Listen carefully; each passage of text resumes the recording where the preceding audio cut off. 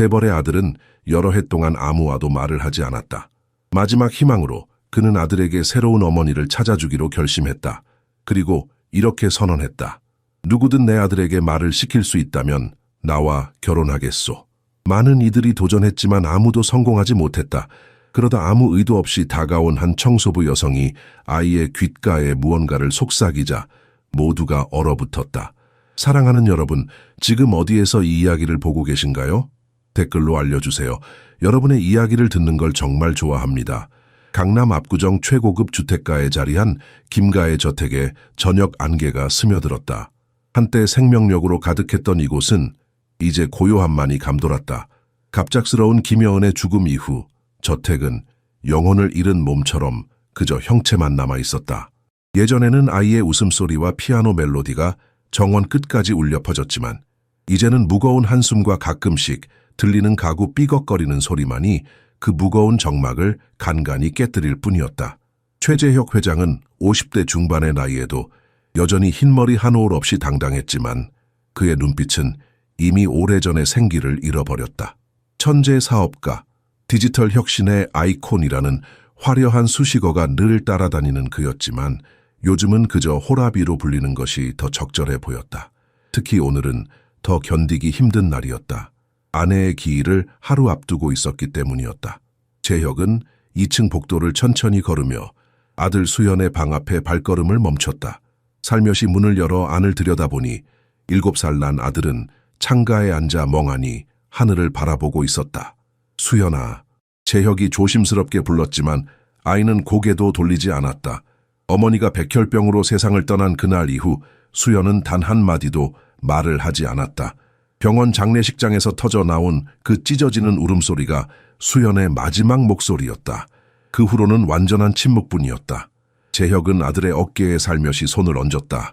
수연의 작은 몸이 미세하게 떨렸지만 여전히 반응은 없었다. 소아정신과 전문의, 언어치료사, 심리상담가까지 국내 최고의 의료진들은 모두 같은 말을 했다. 트라우마성 실어증입니다. 신체적 손상은 없어요. 시간이 필요합니다. 하지만 시간은 흘러도 상황은 나아지지 않았다. 재혁은 수십억 대의 첨단 의료 장비를 기증하고 해외 명의까지 초청했지만 소용없었다. 서울대 의대 교수까지 자문했지만 결과는 마찬가지였다. 그의 엄청난 재력과 영향력은 아들의 침묵 앞에서 완전히 무력했다.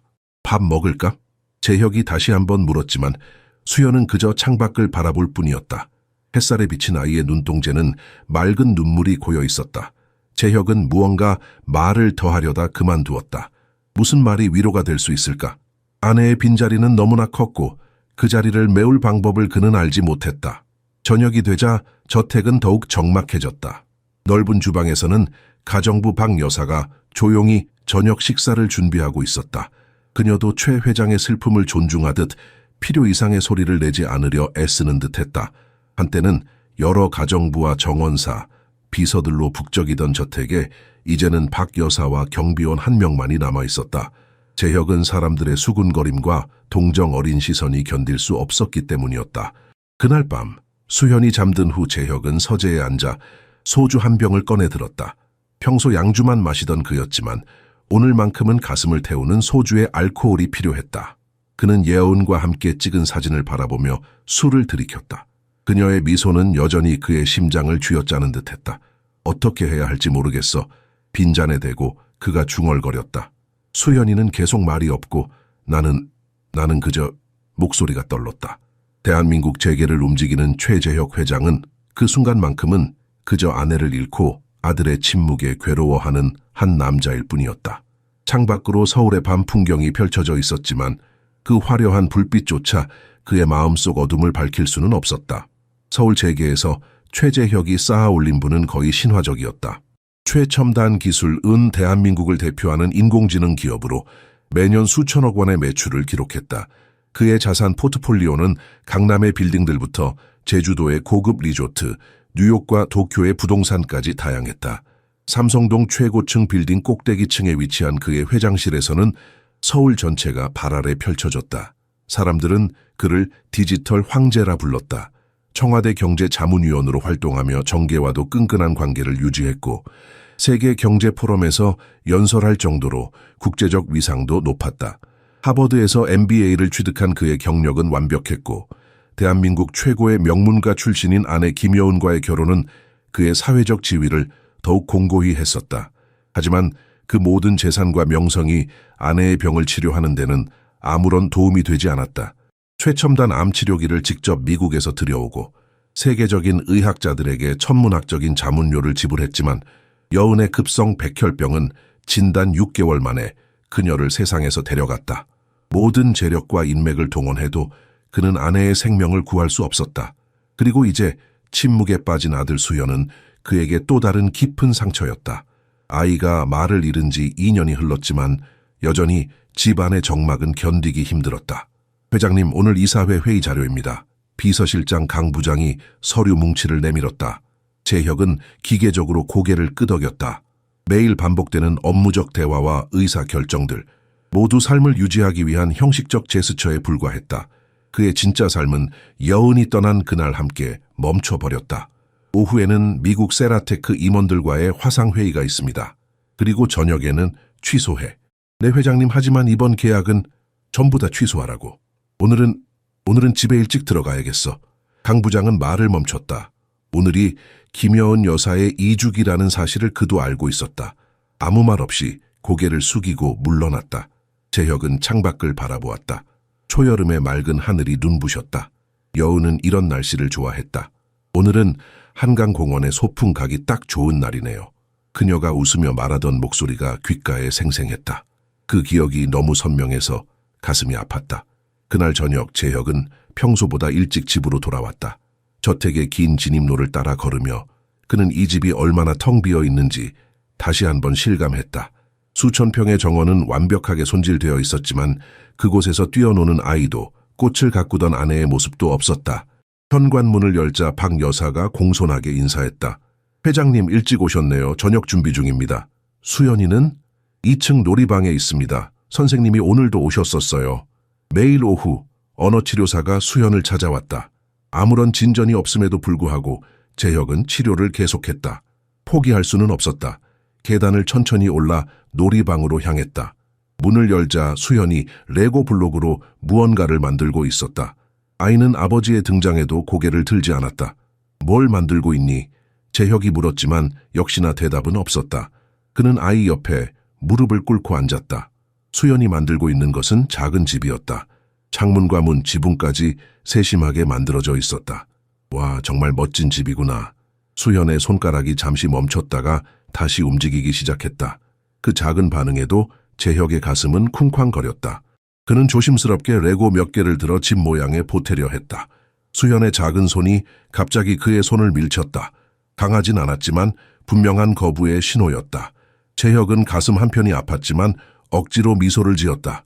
그래, 네가 혼자 하고 싶구나. 아빠가 방해했네. 다시 침묵. 재혁은 한숨을 삼키며 일어섰다. 어떻게 해야 아들에게 다가갈 수 있을지 그는 여전히 답을 찾지 못하고 있었다.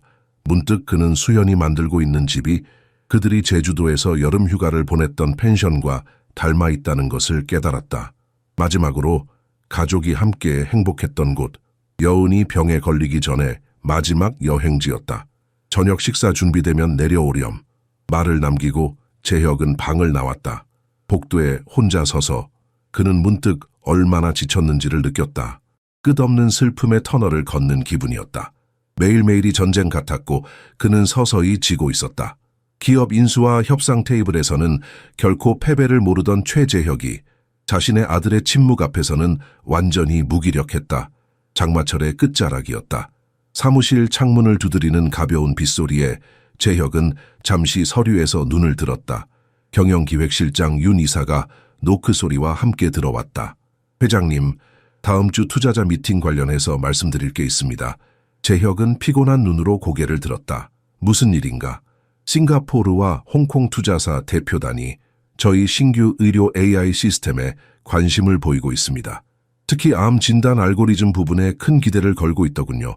그쪽에서 직접 방문해서 시연을 보고 싶어 합니다. 재혁은 자신도 모르게 입술을 깨물었다. 암 진단 알고리즘. 여운이 세상을 떠난 후 그가 가장 심혈을 기울인 프로젝트였다.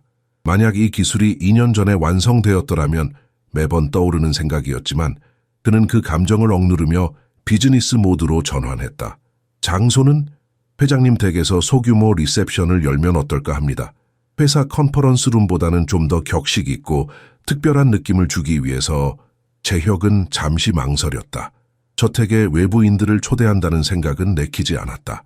여운이 떠난 후 그곳은 그와 수현만의 은신처가 되어 있었다. 하지만 이번 투자는 회사의 미래를 위해 중요했다. 특히 의료 AI 사업은 여운을 위한 그의 유일한 추모 방식이기도 했다. 알겠네. 준비하게. 윤 이사가 안도의 표정을 지으며 고개를 숙였다. 네, 회장님. 최상의 리셉션이 되도록 하겠습니다. 토요일 저녁 어떻습니까? 재혁은 묵묵히 동의했다. 윤 이사가 나간 후 그는 의자를 돌려 창밖을 바라보았다. 빗방울이 유리창을 타고 흘러내렸다. 마치 누군가의 눈물 같았다. 그날 저녁, 재혁은 수연에게 다가갔다. 수연아, 다음 주 토요일에 아빠 회사 사람들이 우리 집에 올 거야. 중요한 손님들이 오시는 거니까 그날 하루만 다른 곳에 가 있을래? 할머니 댁에 가거나. 수연은 창밖을 바라본 채 반응이 없었다. 재혁은 한숨을 내쉬었다. 아니다, 네가 있어도 괜찮아. 그냥 사람들이 많이 올 거라서 시끄러울 수 있을 것 같아서. 실은 그가 진짜 걱정하는 것은 수연의 상태에 대한 사람들의 시선이었다. 동정과 호기심이 섞인 눈빛들. 수연이 그런 시선들을 견뎌야 한다는 사실이 괴로웠다. 다음 일주일간 저택은 리셉션 준비로 분주해졌다. 평소 조용하던 집안에 사람들의 발소리와 대화 소리가 가득했다. 유명 이벤트 회사가 파견한 전문가들이 정원과 거실, 테라스를 장식했다. 미슐랭 스타 셰프가 메뉴를 준비했고 최고급 와인이 지하 와인 셀러에서 올라왔다. 행사 당일, 재혁은 평소보다 일찍 회사를 나와 집으로 향했다. 저택 앞에 도착하자 평소와 다른 분주함이 느껴졌다. 주차 안내원들이 대기하고 있었고 입구에는 화려한 조명과 꽃 장식이 설치되어 있었다. 마치 웨딩홀처럼 변해 있었다. 너무 과한 거 아닌가? 재혁이 경영지원 팀장에게 물었다.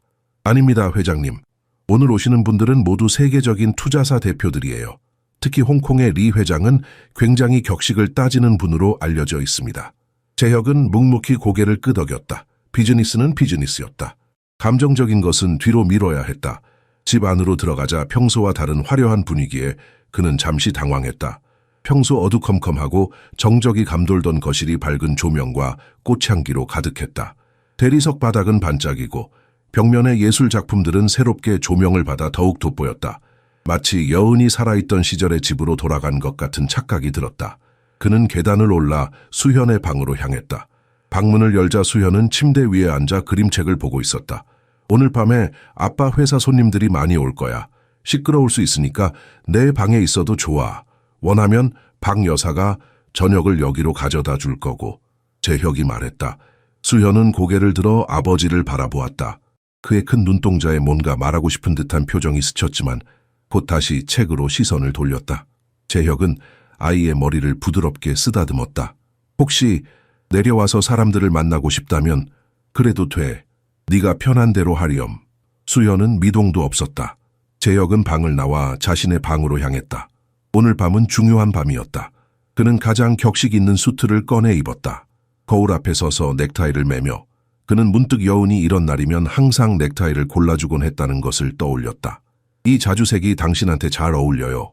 카리스마가 더 돋보이네요. 귓가에 들리는 듯한 그녀의 목소리에 재혁은 잠시 손을 멈췄다. 옷장으로 다가가 여운이 좋아하던 자주색 넥타이를 꺼내 맸다. 저녁 무렵 시 최재혁의 저택은 화려한 불빛으로 빛나고 있었다. 현관 앞에는 벤츠, BMW, 롤스로이스 같은 고급 차량들이 줄지어 도착했다.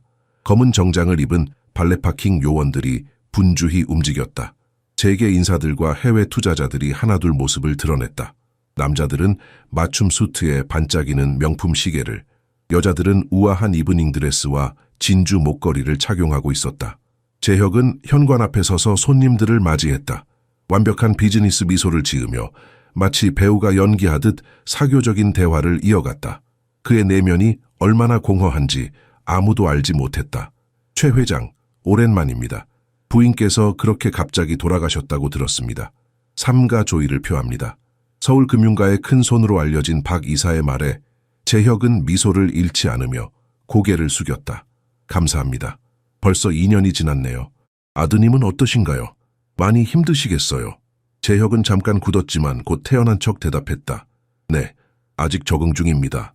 아무래도 어린 나이에 어머니를 잃었으니 그때 싱가포르 투자사 대표단이 도착했고 재혁은 화제를 전환할 수 있어 안도했다. 영어로 인사를 나누며 그는 전문가적인 면모를 되찾았다. 자신의 사적인 고통은 철저히 숨긴 채 유능한 CEO로서의 이미지만을 내보였다. 거실과 테라스에는 사람들이 가득했다. 샴페인 잔이 부딪히며 내는 천가한 소리, 세련된 웃음소리, 부드러운 재즈 음악이 공간을 채웠다. 저택은 오랜만에 생기를 되찾은 듯했다. 하지만 그것은 진짜 생명력이 아닌 일시적이고 인위적인 활기였다. 재혁은 홍콩의 리 회장과 이야기를 나누던 중 문득 계단 쪽에서 움직임을 포착했다. 수현이었다. 아이는 푸른색 파자마 차림으로 계단 중간에 서서 낯선 사람들로 가득 찬 자신의 집을 의아한 눈으로 바라보고 있었다. 재혁의 심장이 쿵 내려앉았다. 그는 리 회장에게 신뢰를 구하고 계단으로 향했다. 그때 이미 몇몇 손님들이 수연을 발견하고 수군거리기 시작했다. 저 아이가 최 회장 아들인가? 그래, 어머니를 잃고 말을 못한다던 불쌍해라. 저렇게 어린 나이에 수연은 그 시선들을 느끼는 듯 몸을 움츠렸다. 재혁은 재빨리 계단을 올라 아이에게 다가갔다. 수연아, 무슨 일이니? 뭐가 필요해? 그가 낮은 목소리로 물었다. 수연의 까만 눈동자가 아버지를 향했다. 그 눈에는 수많은 질문과 불안 그리고 외로움이 담겨 있었다.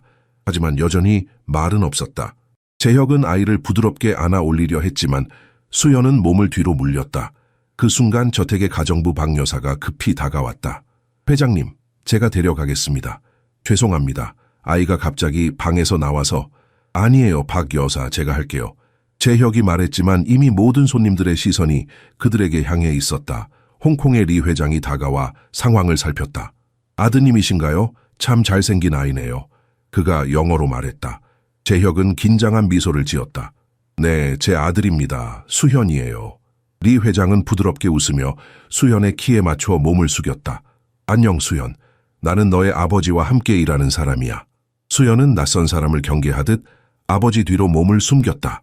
재혁은 난처한 상황에 어쩔 줄 몰라 했다. 그때 갑자기 거실의 다른 쪽에서 소란이 일어났다. 행사 스태프 중 한 명이 값비싼 크리스탈 조각상을 떨어뜨린 것이었다. 요란한 깨지는 소리와 함께 모두의 시선이 그쪽으로 쏠렸다. 재혁은 그 틈을 타 박 여사에게 눈짓했다. 수연이를 방으로 데려가 주세요. 박 여사가 수연의 손을 잡아 계단 위로 데려갔다. 아이는 한 번 뒤돌아 아버지를 바라보았다. 그 눈빛에 재혁의 가슴이 찢어지는 듯했다. 하지만 그는 곧 비즈니스 미소를 되찾고 손님들에게 돌아갔다. 죄송합니다, 리 회장님. 제 아들은 좀 낯을 가려서요. 리 회장은 이해한다는 듯 고개를 끄덕였다. 아이들은 다 그렇죠. 제 손자도 비슷한 나이인데 정말 수줍음이 많아요. 재혁은 그것이 단순한 수줍음이 아니라는 것을 알았지만 굳이 설명하지 않았다. 대신 화제를 의료 AI 시스템으로 돌렸다. 한편 행사장 한쪽에서는 케이터링 업체의 직원들이 바쁘게 움직이고 있었다. 그들 중에는 35살 정도로 보이는 단정한 차림의 여성도 있었다. 이 여성은 박 여사를 도와 음식을 나르는 일을 하고 있었다. 그녀의 이름은 윤소라. 그녀는 이벤트 업체를 통해 오늘 하루 아르바이트로 고용된 사람이었다. 소라는 행사장을 둘러보며 이렇게 호화로운 집이 있다는 사실에 새삼 놀랐다. 대학에서 미술을 전공했지만 갤러리 큐레이터라는 꿈을 이루지 못하고 지금은 미술학원에서 아이들을 가르치며 생계를 꾸리고 있었다. 그녀는 이런 유형의 파티에 익숙하지 않았지만 늘 그랬듯 묵묵히 자신의 일에 집중했다. 그때 소라는 계단을 오르는 박 여사와 어린 소년을 보았다. 소년의 표정에서 무언가 깊은 슬픔을 느낀 그녀는 잠시 발걸음을 멈췄다. 그들이 사라진 계단을 한동안 바라보던 소라는 곧 정신을 차리고 자신의 업무로 돌아갔다. 오늘 밤 그녀는 이 화려한 저택의 작은 슬픔을 목격한 것이다. 투자자 리셉션이 끝나고 마지막 손님이 떠난 것은 자정이 넘어서였다. 최재혁은 넥타이를 풀며 거실, 소파에 지친 몸을 던졌다. 행사는 성공적이었다. 홍콩의 리 회장은 의료 AI 시스템에 강한 관심을 보였고 다음 단계 협상을 위한 미팅을 약속했다. 회사 측면에서는 큰 성과였지만 재혁은 왠지 모를 공허함을 느꼈다. 저택은 다시 고요해졌다. 케이터링 직원들은 대부분 떠났고 청소 담당 팀만이 남아 조용히 일하고 있었다. 재혁은 위스키 한 잔을 따라 마시며 창밖을 바라보았다. 서울의 야경이 창문에 반사된 그의 얼굴과 겹쳐 보였다. 문득 오늘 수연이 계단에서 바라보던 그 눈빛이 떠올랐다. 아이는 무엇을 말하고 싶었을까? 죄송합니다, 회장님. 박 여사의 목소리에 재혁은 고개를 돌렸다. 청소업체 직원분들이 거의 다 정리하셨습니다. 제가 확인 후에 보내드리면 될까요? 네, 그렇게 하세요. 수현이는요? 이미 잠들었습니다. 아까 계단에서 있었던 일 때문인지 좀 불안해하는 것 같았어요. 재혁은 깊은 한숨을 내쉬었다. 제가 잘못했네요. 오늘 같은 날에 수현이를 다른 곳에 데려다 놓을 걸 그랬어요. 아니에요, 회장님. 아이도 언젠가는 이런 상황에 적응해야 하는 법이죠. 천천히 시간을 두고 박 여사의 위로가 고마웠지만 재혁의 마음속 죄책감은 쉽게 사라지지 않았다. 그는 위스키 잔을 비우고 계단을 올라 수연의 방으로 향했다. 조심스럽게 문을 열자 달빛이 아이의 침대를 은은하게 비추고 있었다. 수연은 곤히 잠들어 있었다. 재혁은 침대 곁에 앉아 아이의 머리카락을 부드럽게 쓰다듬었다. 미안해, 아들. 그가 속삭였다. 아빠가 많이 부족하구나. 수연의 눈가에 마른 눈물 자국이 보였다. 재혁은 가슴이 무너지는 듯한 아픔을 느꼈다. 여운이라면 어떻게 했을까? 그녀는 항상 수연의 마음을 읽는 놀라운 능력이 있었다. 그는 아내의 부재가 이토록 고통스러울 줄 몰랐다. 한편 1층 거실에서는 윤소라가 마지막 정리를 하고 있었다. 대부분의 직원들은 이미 떠났지만 그녀는 자원해서 남아 마무리 작업을 돕고 있었다. 사실 그녀는 이 고급스러운 저택의 미술품들이 너무 궁금했다. 특히 현관 근처에 걸린 추상화는 유명 작가의 진품 같았다. 소라가 꽃병을 정리하던 중 그녀는 갑자기 피아노 방향에서 희미한 소리를 들었다. 호기심에 그쪽으로 다가가자 거실 한편에 자리한 그랜드 피아노 앞에 작은 소년이 앉아 있었다. 아까 계단에서 보았던 그 아이였다. 소년은 피아노 건반에 손을 얹고 있었지만 연주하지는 않았다. 그저 건반을 바라보고 있을 뿐이었다. 소라는 잠시 망설였다. 방해하는 것이 좋을지 확신이 없었다. 하지만 아이의 고독한 뒷모습이 마음을 울렸다. 안녕? 소라가 조심스럽게 말을 걸었다. 소녀는 놀란 듯 고개를 들었다. 커다란 눈동자가 그녀를 응시했다. 피아노 치니? 소라가 미소 지으며 물었다. 아이는 대답하지 않았다. 나도 피아노를 좋아하는데 잘 치지는 못해. 그녀는 계속 말했다. 소녀는 여전히 말이 없었지만 적어도 도망가지는 않았다. 소라는 아이의 옆에 앉아도 괜찮을지 눈짓으로 물었다. 소년이 미세하게 고개를 끄덕이는 것 같았다. 괜찮다면 같이 앉아도 될까? 소라가 다시 물었다. 아이는 고개를 숙였지만 거부하는 것 같지는 않았다. 소라는 조심스럽게 피아노 벤치 끝에 앉았다. 이렇게 멋진 피아노는 처음 봤어. 정말 아름답다. 그녀가 감탄했다. 혹시 내가 간단한 곡 하나만 쳐도 괜찮을까? 소녀는 여전히 대답하지 않았지만 건반에서 손을 떼고 솔에게 자리를 내주었다. 소라는 부드럽게 작은 별 변주곡을 연주하기 시작했다. 그녀는 전문가는 아니었지만 어린 학생들을 가르치기 위해 간단한 곡들은 연주할 수 있었다. 음악이 흐르자 소년의 눈빛이 변했다. 마치 오래된 기억이 되살아난 듯한 표정이었다. 소라는 곡을 마치고 소년을 바라보았다. 아이의 눈가에 눈물이 고여 있었다. 이 곡을 아니? 소라가 부드럽게 물었다. 소년은 잠시 망설이더니 천천히 고개를 끄덕였다. 그것은 소라가 아이에게서 본 첫 번째 확실한 반응이었다. 누가 쳐줬었니, 엄마? 소라는 조심스럽게 물었다. 아이의 눈에서 눈물이 흘러내렸다. 소라는 자신이 상처를 건드렸음을 깨닫고 급히 주머니에서 손수건을 꺼냈다. 미안해, 울게 했다면 정말 미안해. 그녀가 손수건을 내밀었다. 바로 그때 계단에서 발소리가 들렸다.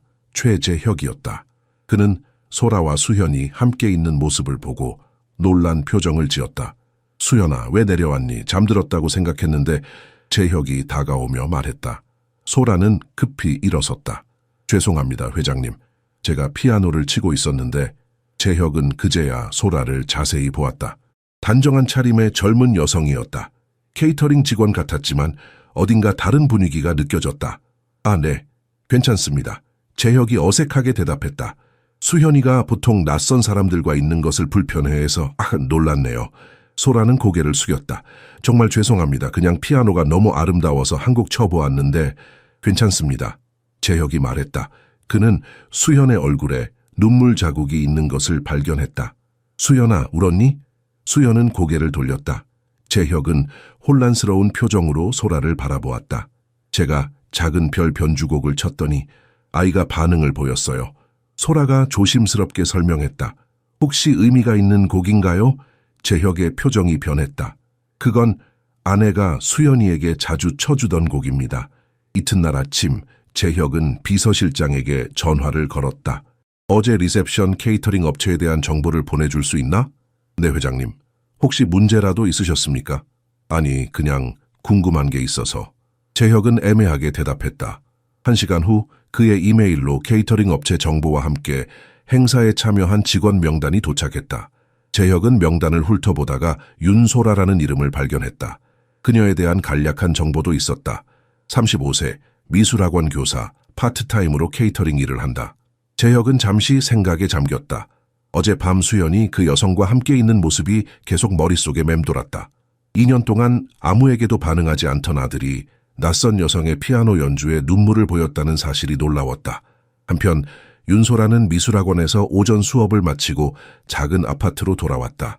그녀의 집은 서울 외곽의 오래된 아파트 단지에 있었다. 20평 남짓한 공간이었지만 그녀는 벽면을 아기자기한 그림들로 장식하고 작은 화분들을 두어 아늑한 분위기를 만들었다. 소라는 어젯밤 만난 그 작은 소년이 계속 마음에 걸렸다. 그 아이의 슬픈 눈빛이 자꾸 떠올랐다. 현관문 벨이 울렸다. 소라는 의아해하며 문을 열었다. 그녀의 동생 윤재가 방문했다. 언니, 밥 먹었어? 제가 캐주얼한 인사와 함께 들어왔다. 아직. 근데 갑자기 웬일이야? 그냥 지나가다가. 어제 그 재벌집 파티는 어땠어? 재밌었어. 소라는 부엌으로 향하며 어깨를 으쓱했다. 그냥 일이었지. 호화로운 집이었어. 유명인들 많이 봤어? 최재혁 회장도 봤대? 응, 바로 앞에서 봤어. 생각보다 무척 젊더라. 물론 나이는 있었지만 역시 부자들은 관리를 잘해. 제가 웃으며 말했다. 그런데 언니 표정이 왜 그래? 무슨 일 있었어? 소라는 잠시 망설였다. 그냥 그 집 아들을 만났거든. 아주 어린 아이인데 뭔가 너무 슬퍼 보였어. 아, 그 애. 뉴스에서 본 적이 있어. 엄마가 죽고 나서 말을 안 한다던데. 그랬구나. 소라는 생각에 잠겼다. 아이가 피아노 앞에 앉아있길래 내가 작은 별 변주곡을 쳐줬는데 갑자기 울더라고. 너무 마음이 아팠어. 쟤는 언니의 손을 잡았다. 언니답네. 항상 다른 사람 아픔에 공감하고. 근데 그런 집안일에 너무 관여하지 마. 우리 같은 사람들한테는 그런 세계가 너무 멀어. 소라는 웃으며 고개를 저었다. 무슨 소리야. 그냥 불쌍한 아이가 보였다는 거지. 그럼 밥 먹을래?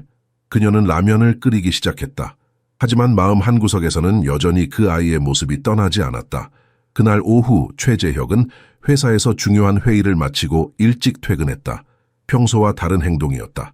그는 운전색의 집이 아닌 다른 곳으로 가자고 지시했다. 이 주소로 가주세요. 재혁이 종이 쪽지를 건넸다. 1시간 후 그들은 서울 북부의 조용한 주택가에 도착했다. 그곳에는 작은 미술학원이 있었다. 꿈꾸는 팔레트라는 아기자기한 간판이 걸려 있었다. 여기서 기다려주세요. 재혁은 운전색에 말하고 차에서 내렸다. 미술학원 안으로 들어서자 알록달록한 그림들과 어린이들의 웃음소리가 그를 맞이했다. 사무실로 보이는 곳에서 윤소라가 나왔다. 어머, 그녀는 최재혁을 보고 놀란 표정을 지었다. 회장님, 여기까지 어쩐 일로? 재혁은 약간 어색한 미소를 지었다. 죄송합니다. 갑자기 찾아와서. 잠시 이야기 좀 할 수 있을까요? 소라는 당황한 기색이 역력했지만 고개를 끄덕였다. 네, 물론이죠. 사무실로 들어오세요. 작은 사무실 안에는 아이들의 작품이 벽에 가득했다. 창계는 작은 커피 머신이 놓여 있었다. 커피 한 잔 드릴까요?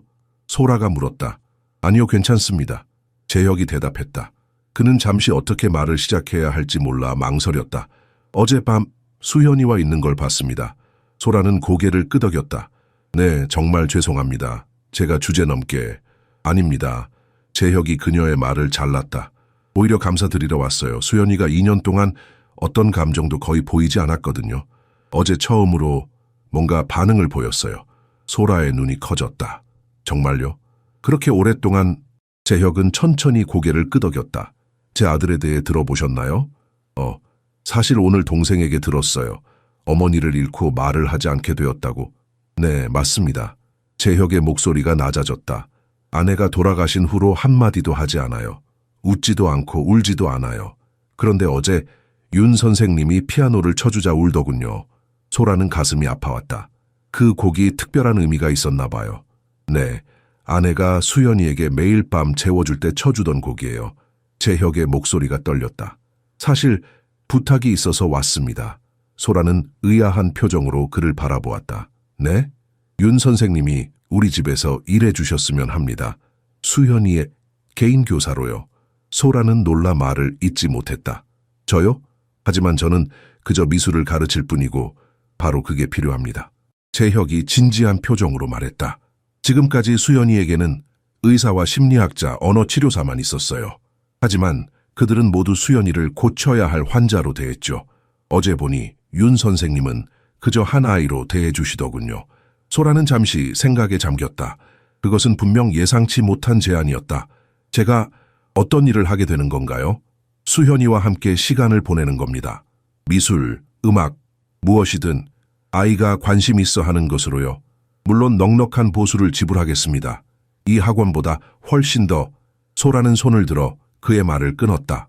돈 문제가 아닙니다, 회장님. 그냥 제가 정말 도움이 될 수 있을지 모르겠어요. 재혁은 간절한 눈빛으로 그녀를 바라보았다. 어제 하루 만에 2년 동안 보지 못한 반응을 이끌어내셨어요. 그것만으로도 충분합니다. 윤소라는 며칠 동안 최재혁의 제안을 두고 고민했다. 그것은 분명 좋은 기회였다. 경제적으로도 큰 도움이 될 것이고 무엇보다 어린 수연이에게 진정한 도움을 줄 수 있을지도 모른다는 생각이 그녀의 마음을 흔들었다.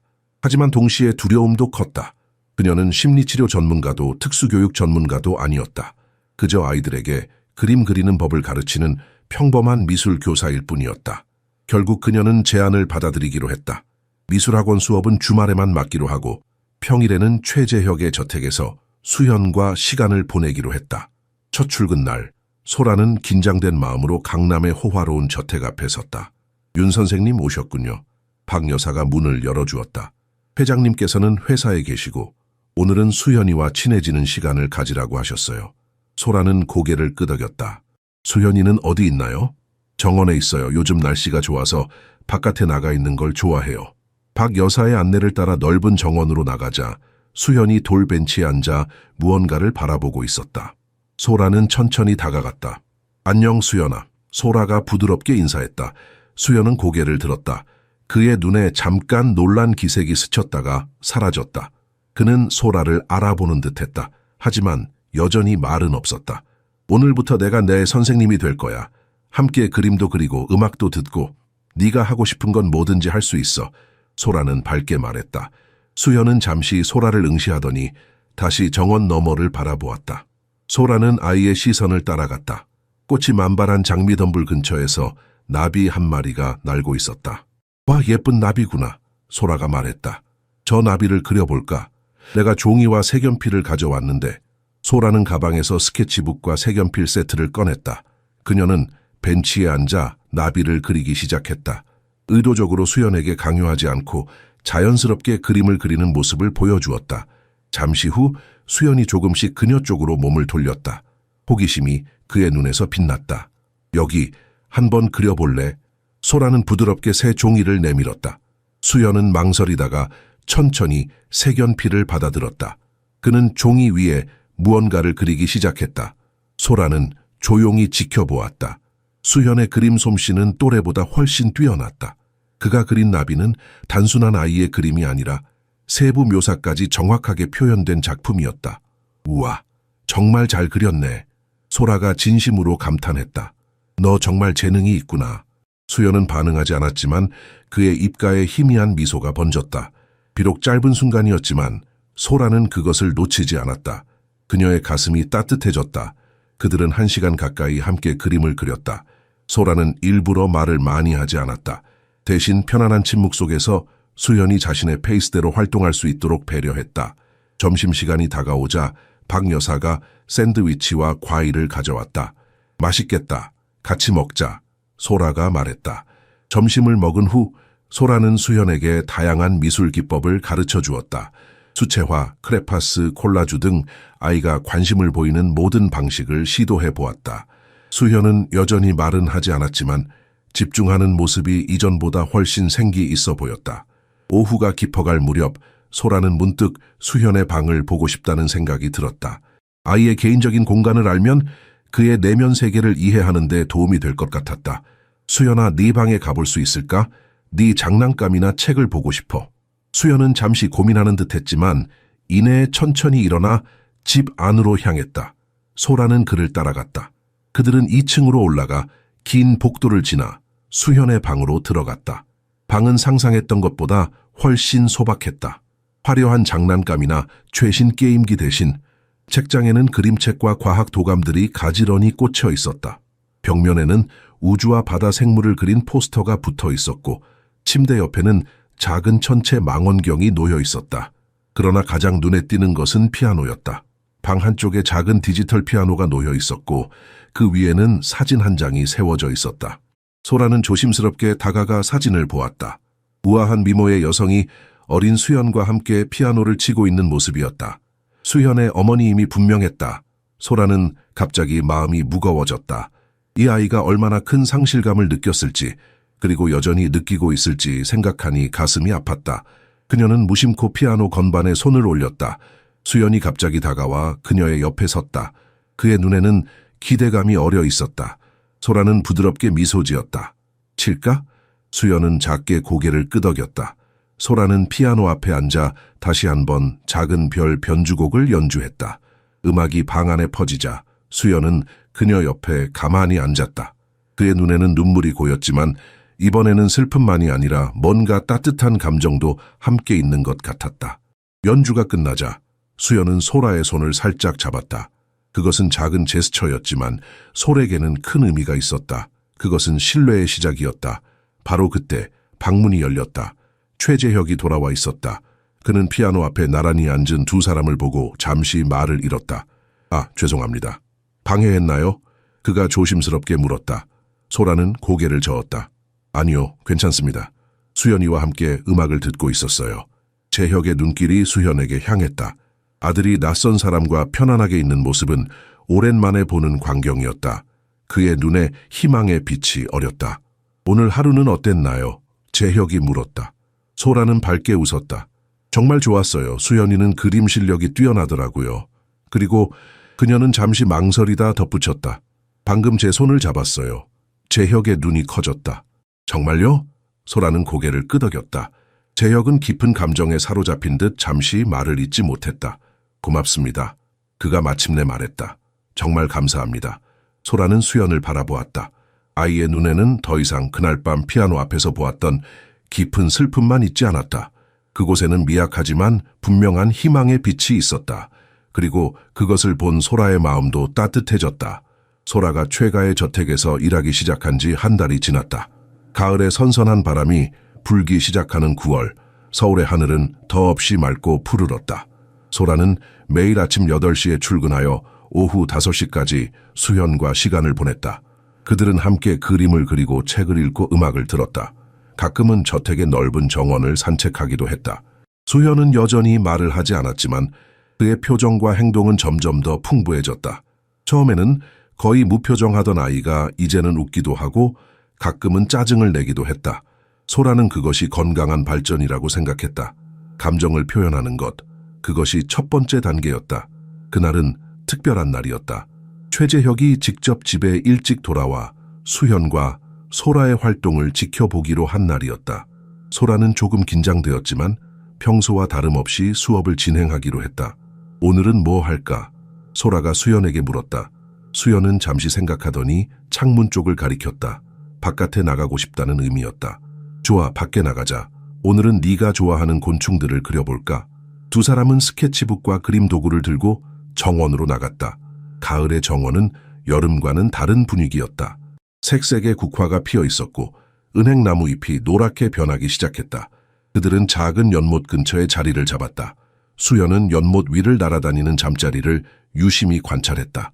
저 잠자리의 날개 패턴을 봐. 정말 아름답지? 소라가 말했다. 수현은 고개를 끄덕이고는 열심히 그림을 그리기 시작했다. 그의 손놀림은 날이 갈수록 더 섬세해졌다.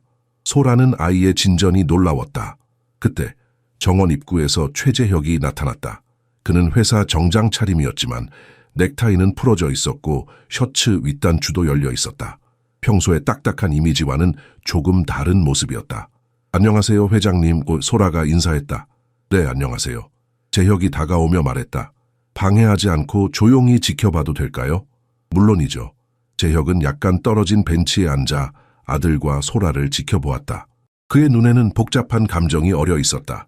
한 달 전만 해도 수연은 거의 모든 사람을 피했다. 하지만 지금 그는 소라와 함께 편안하게 시간을 보내고 있었다. 그것은 작지만 중요한 변화였다.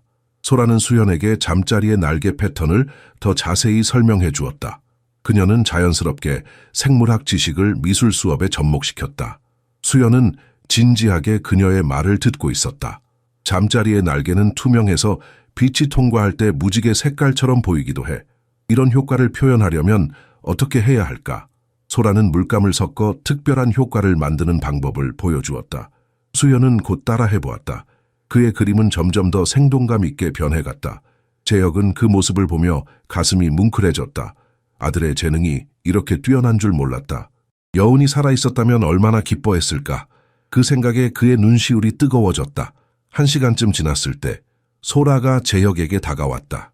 회장님, 저희가 준비한 게 있어요. 보여드려도 될까요? 재혁은 의아한 표정으로 고개를 끄덕였다. 소라는 수연에게 눈짓했고 아이는 작은 폴더를 가져왔다.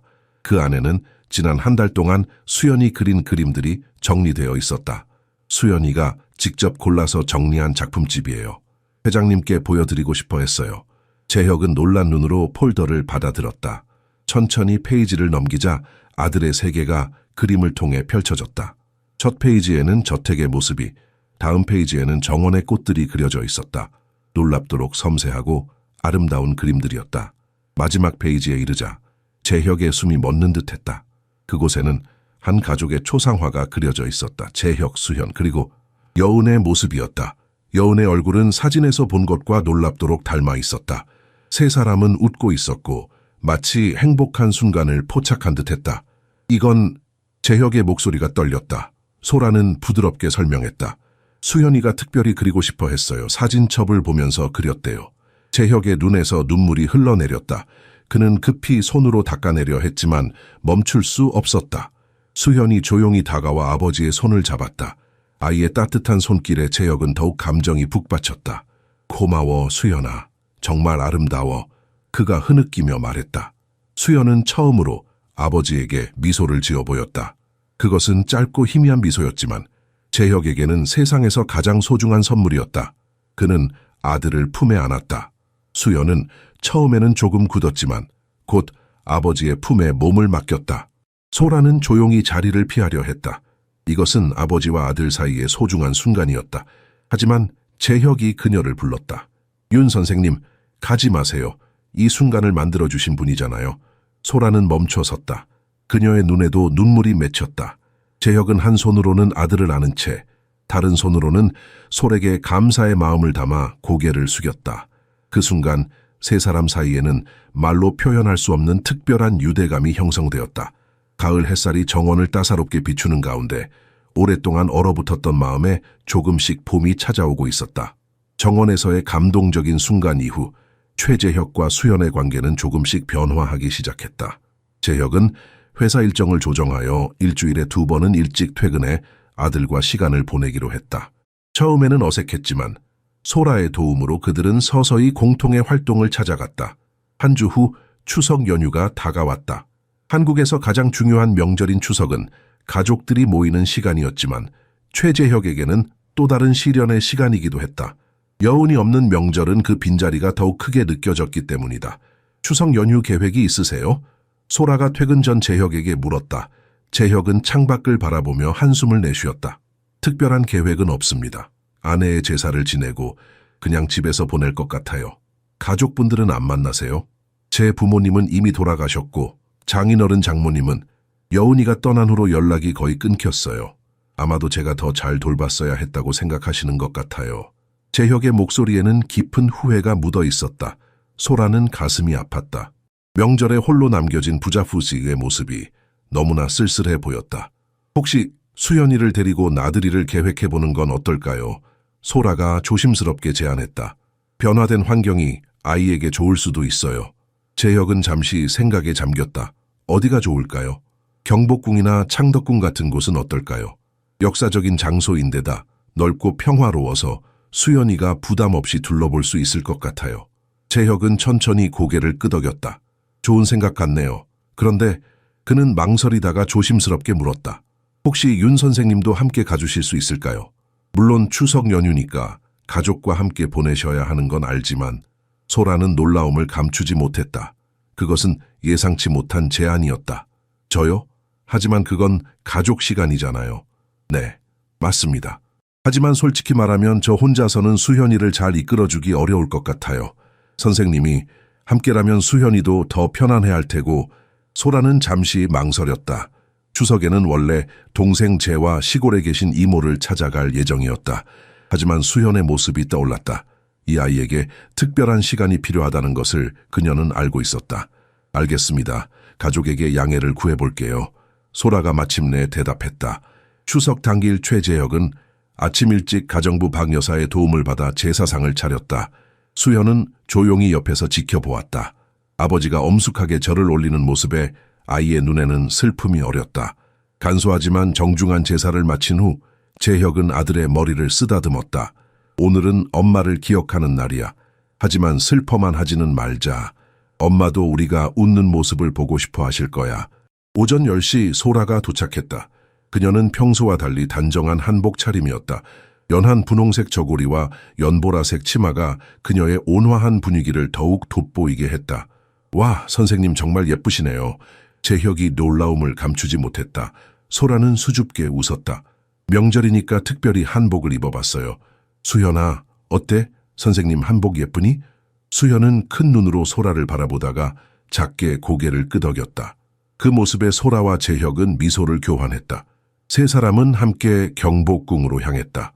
추석이라 관광객들은 많지 않았고 궁궐은 평화로운 분위기에 휩싸여 있었다. 가을 하늘은 높고 청명했으며 은행나무와 단풍나무가 조금씩 물들기 시작한 모습이 아름다웠다. 저기 봐, 수연아. 저건 근정전이야. 임금님이 중요한 의식을 치르던 곳이지. 소라가 설명했다. 수연은 호기심 가득한 눈으로 웅장한 건축물을 바라보았다. 재혁은 아들의 손을 잡고 함께 걸었다. 이전에는 수연이 아버지의 손길을 피하곤 했지만 오늘은 달랐다. 아이는 아버지의 손을 꼭 잡고 있었다. 그들은 천천히 궁궐 구석구석을 둘러보았다. 소라는 역사 지식을 아이가 이해하기 쉽게 설명해 주었고 때로는 재미있는 이야기를 덧붙이기도 했다. 수현은 그 어느 때보다 활기찬 모습이었다. 점심시간이 되자 그들은 인사동으로 향했다. 재혁이 예약해둔 한정식 집은 조용하고 고급스러운 분위기였다. 전통 한옥을 개조한 식당에서 그들은 정갈한 한정식을 맛보았다. 수연아, 이건 도라지 나물이야. 조금 쓰지만 몸에 정말 좋아. 소라가 수연의 앞접시에 나물을 조금 덜어주었다. 놀랍게도 수연은 평소와 달리 음식을 골고루 먹었다. 재혁은 아들의 달라진 모습에 가슴이 따뜻해졌다. 윤 선생님 덕분에 정말 좋은 시간이 되고 있네요. 재혁이 진심 어린 목소리로 말했다. 소라는 미소 지었다. 아니에요. 수현이가 마음을 열어서 그래요. 식사를 마친 후 그들은 인사동 거리를 산책했다. 전통 공예품 가게들과 갤러리를 구경하며 여유로운 시간을 보냈다. 한 공예품 가게에서 수연이 특별히 관심을 보인 것이 있었다. 작은 나무 오르골이었다. 아이는 오르골을 신기한 듯 바라보았다. 마음에 드니? 재혁이 물었다. 수연은 고개를 끄덕였다. 재혁은 주저없이 오르골을 구매했다. 판매원이 오르골을 감자 작은 별의 멜로디가 흘러나왔다. 수연의 눈이 반짝였다. 그날 저녁 집으로 돌아오는 차 안에서 수연은 지친 듯 소라의 어깨에 기대어 잠이 들었다. 소라는 부드럽게 아이의 머리를 쓰다듬었다. 오늘 정말 고마웠습니다. 운전 중이던 재혁이 조용히 말했다. 오랜만에 정말 행복한 하루였어요. 소라는 미소 지었다. 저도요. 수현이가 이렇게 밝은 모습을 보니 너무 기뻐요. 그들이 나눈 이 하루의 추억은 앞으로 다가올 더 많은 날들에 대한 희망의 씨앗이 되었다. 추석 나들이 후 수연의 변화는 더욱 뚜렷해졌다. 아이는 여전히 말을 하지 않았지만 표정과 몸짓으로 자신의 감정을 더 적극적으로 표현하기 시작했다. 소라는 이 점을 매우 긍정적인 발전으로 여겼다. 언어는 소통의 한 방법일 뿐 감정을 표현하는 다양한 방식이 있다는 것을 그녀는 알고 있었다. 10월 초의 어느 날 소라가 수현과 미술 수업을 하고 있을 때 박 여사가 방으로 들어왔다. 선생님, 회장님께서 전화가 왔어요. 오늘 저녁 식사를 함께 하고 싶다고 하세요. 수현이와 함께요. 소라는 놀랐다. 이전에도 간혹 재혁이 일찍 퇴근해 수현과 함께 시간을 보내는 경우는 있었지만 소라까지 저녁 식사에 초대한 것은 처음이었다. 네, 저까지요? 네, 회장님이 특별히 부탁하셨어요. 오늘이 수현이 어머니 생신이라고? 소라는 가슴이 찡해졌다. 여은의 생일. 그것은 분명 재혁과 수현에게 매우 감정적인 날일 것이다. 물론이죠. 함께 할게요. 그날 저녁 재혁은 평소보다 일찍 귀가했다. 그는 수현의 방으로 직접 올라와 소라와 아이가 무엇을 하고 있는지 살폈다. 와, 무슨 작품을 만들고 있나요? 재혁이 물었다. 수현은 점토로 무언가를 빚고 있었다. 자세히 보니 세 사람이 손을 잡고 있는 모형이었다. 재혁, 수현, 그리고 세 번째 인물은 소라처럼 보였다. 재혁은 잠시 당황했지만 이내 미소 지었다. 정말 잘 만들었네, 수현아. 소라는 살짝 얼굴이 붉어졌다. 오늘 가족 테마로 작업하고 있었어요. 수현이가 직접 선택한 주제예요. 재혁은 고개를 끄덕였다. 오늘 저녁 함께 식사하자고 전했나요? 네, 박 여사님께 들었어요. 괜찮을지 모르겠지만 부디 함께 해주세요. 오늘은 특별한 날이라서요. 소라는 그의 눈에서 깊은 슬픔을 읽을 수 있었다. 물론이에요. 영광이죠. 저녁 7시 세 사람은 저택의 다이닝룸에 모였다. 평소에는 거의 사용하지 않는 공간이었지만 오늘만큼은 특별히 준비되었다. 테이블 위에는 정성스레 차려진 음식들이 놓여 있었다. 여은이 생전에 가장 좋아했던 요리들이었다. 제가 주방에서 박 여사님을 도와 몇 가지 요리를 준비했어요. 소라가 말했다. 회장님이 여은님이 좋아하셨던 음식들을 알려주셔서. 재혁은 감동한 표정으로 소라를 바라보았다. 정말 고맙습니다. 그들은 조용히 식사를 시작했다. 재혁이 와인을 따르며 말했다. 오늘은 여은이의 생일이에요. 살아있었다면 42이 되었을 날이죠. 그의 목소리가 살짝 떨렸다. 여은이는 항상 자신의 생일에 특별한 것을 바랐어요. 화려한 선물이 아니라 함께 보내는 시간이요. 그래서 오늘은 그녀를 기억하며 함께 시간을 보내고 싶었습니다. 소라는 고개를 끄덕였다. 정말 의미 있는 시간이네요. 여은이에 대해 더 알고 싶으세요? 재혁이 물었다. 네, 물론이죠. 듣고 싶어요. 재혁은 와인 한 모금을 마시고 회상하기 시작했다. 여은이와 저는 대학 시절에 만났어요. 당시 저는 공대생이었고 그녀는 음악대학에서 피아노를 전공하고 있었죠. 어느 날 학교 축제 때 그녀의 연주를 듣게 되었는데 그 순간 저는 그녀에게 완전히 매료되었어요. 재혁의 눈에는 따뜻한 추억이 어려 있었다. 그녀는 제가 만난 사람들 중 가장 순수한 영혼을 가진 사람이었어요. 아름다운 음악처럼 그녀의 존재 자체가 주변 사람들에게 행복을 가져다 주었죠. 수현은 조용히 아버지의 이야기를 듣고 있었다. 평소보다 더 집중하는 듯했다. 처음에는 그녀의 부모님이 반대하셨어요. 당시 저는 가난한 대학생이었거든요. 하지만 여은이는 자신의 선택을 밀어붙였고 결국 우리는 결혼했죠. 초창기에는 정말 힘들었어요. 원룸에서 시작해서 조금씩 성장했죠. 여은이는 피아노 레슨을 하면서 저를 뒷바라지했고 저는 밤낮 없이 일했어요. 재혁은 잠시 말을 멈추고 수연을 바라보았다. 그리고 우리에게 수연이가 태어났을 때 여은이는 자신의 꿈인 피아니스트 커리어를 포기하고 온전히 엄마가 되기로 했어요. 매일 밤 수연이에게 피아노를 쳐주었지. 그래서 작은 별이 수연이에게 특별한 노래가 된 거예요. 소라는 가슴이 뭉클했다. 그녀는 이제 수연의 침묵을 더 깊이 이해할 수 있었다. 음악으로 교감했던 어머니의 상실은 아이에게 말 그대로 소리의 상실을 가져왔을 것이다. 여은이는 항상 우리는 부자가 아니라 행복하게 살자고 말했어요. 하지만 제가 사업에 성공하면서 우리 생활은 점점 호화로워졌죠. 저는 바빠졌고 여은이와 수연이와 보내는 시간이 줄어들었어요. 재혁의 목소리에 후회가 묻어났다. 그리고 여은이가 갑자기 아프기 시작했을 때 저는 모든 일을 제쳐두고 그녀 곁을 지켰지만 이미 너무 늦어버렸어요. 병은 너무 빨리 진행되었고 우리가 할 수 있는 건 아무것도 없었죠. 재혁의 눈에서 눈물이 흘러내렸다. 수현도 고개를 숙이고 있었다. 소라는 조심스럽게 손을 뻗어 수연의 어깨를 감쌌다. 여운님은 정말 아름다운 분이셨네요. 소라가 부드럽게 말했다. 그리고 그 사랑은 여전히 이곳에 남아있어요. 수연이 안에, 그리고 회장님 안에. 재혁은 고개를 끄덕였다. 그래요, 당신 말이 맞아요. 하지만 때로는 그 사랑을 어떻게 표현해야 할지 모르겠어요. 여운이는 그런 면에서 정말 대단했거든요. 감정을 표현하고 사랑을 보여주는 방법을 알고 있었죠. 그 방법을 다시 찾으실 수 있을 거예요. 소라가 말했다. 수연이와 함께요.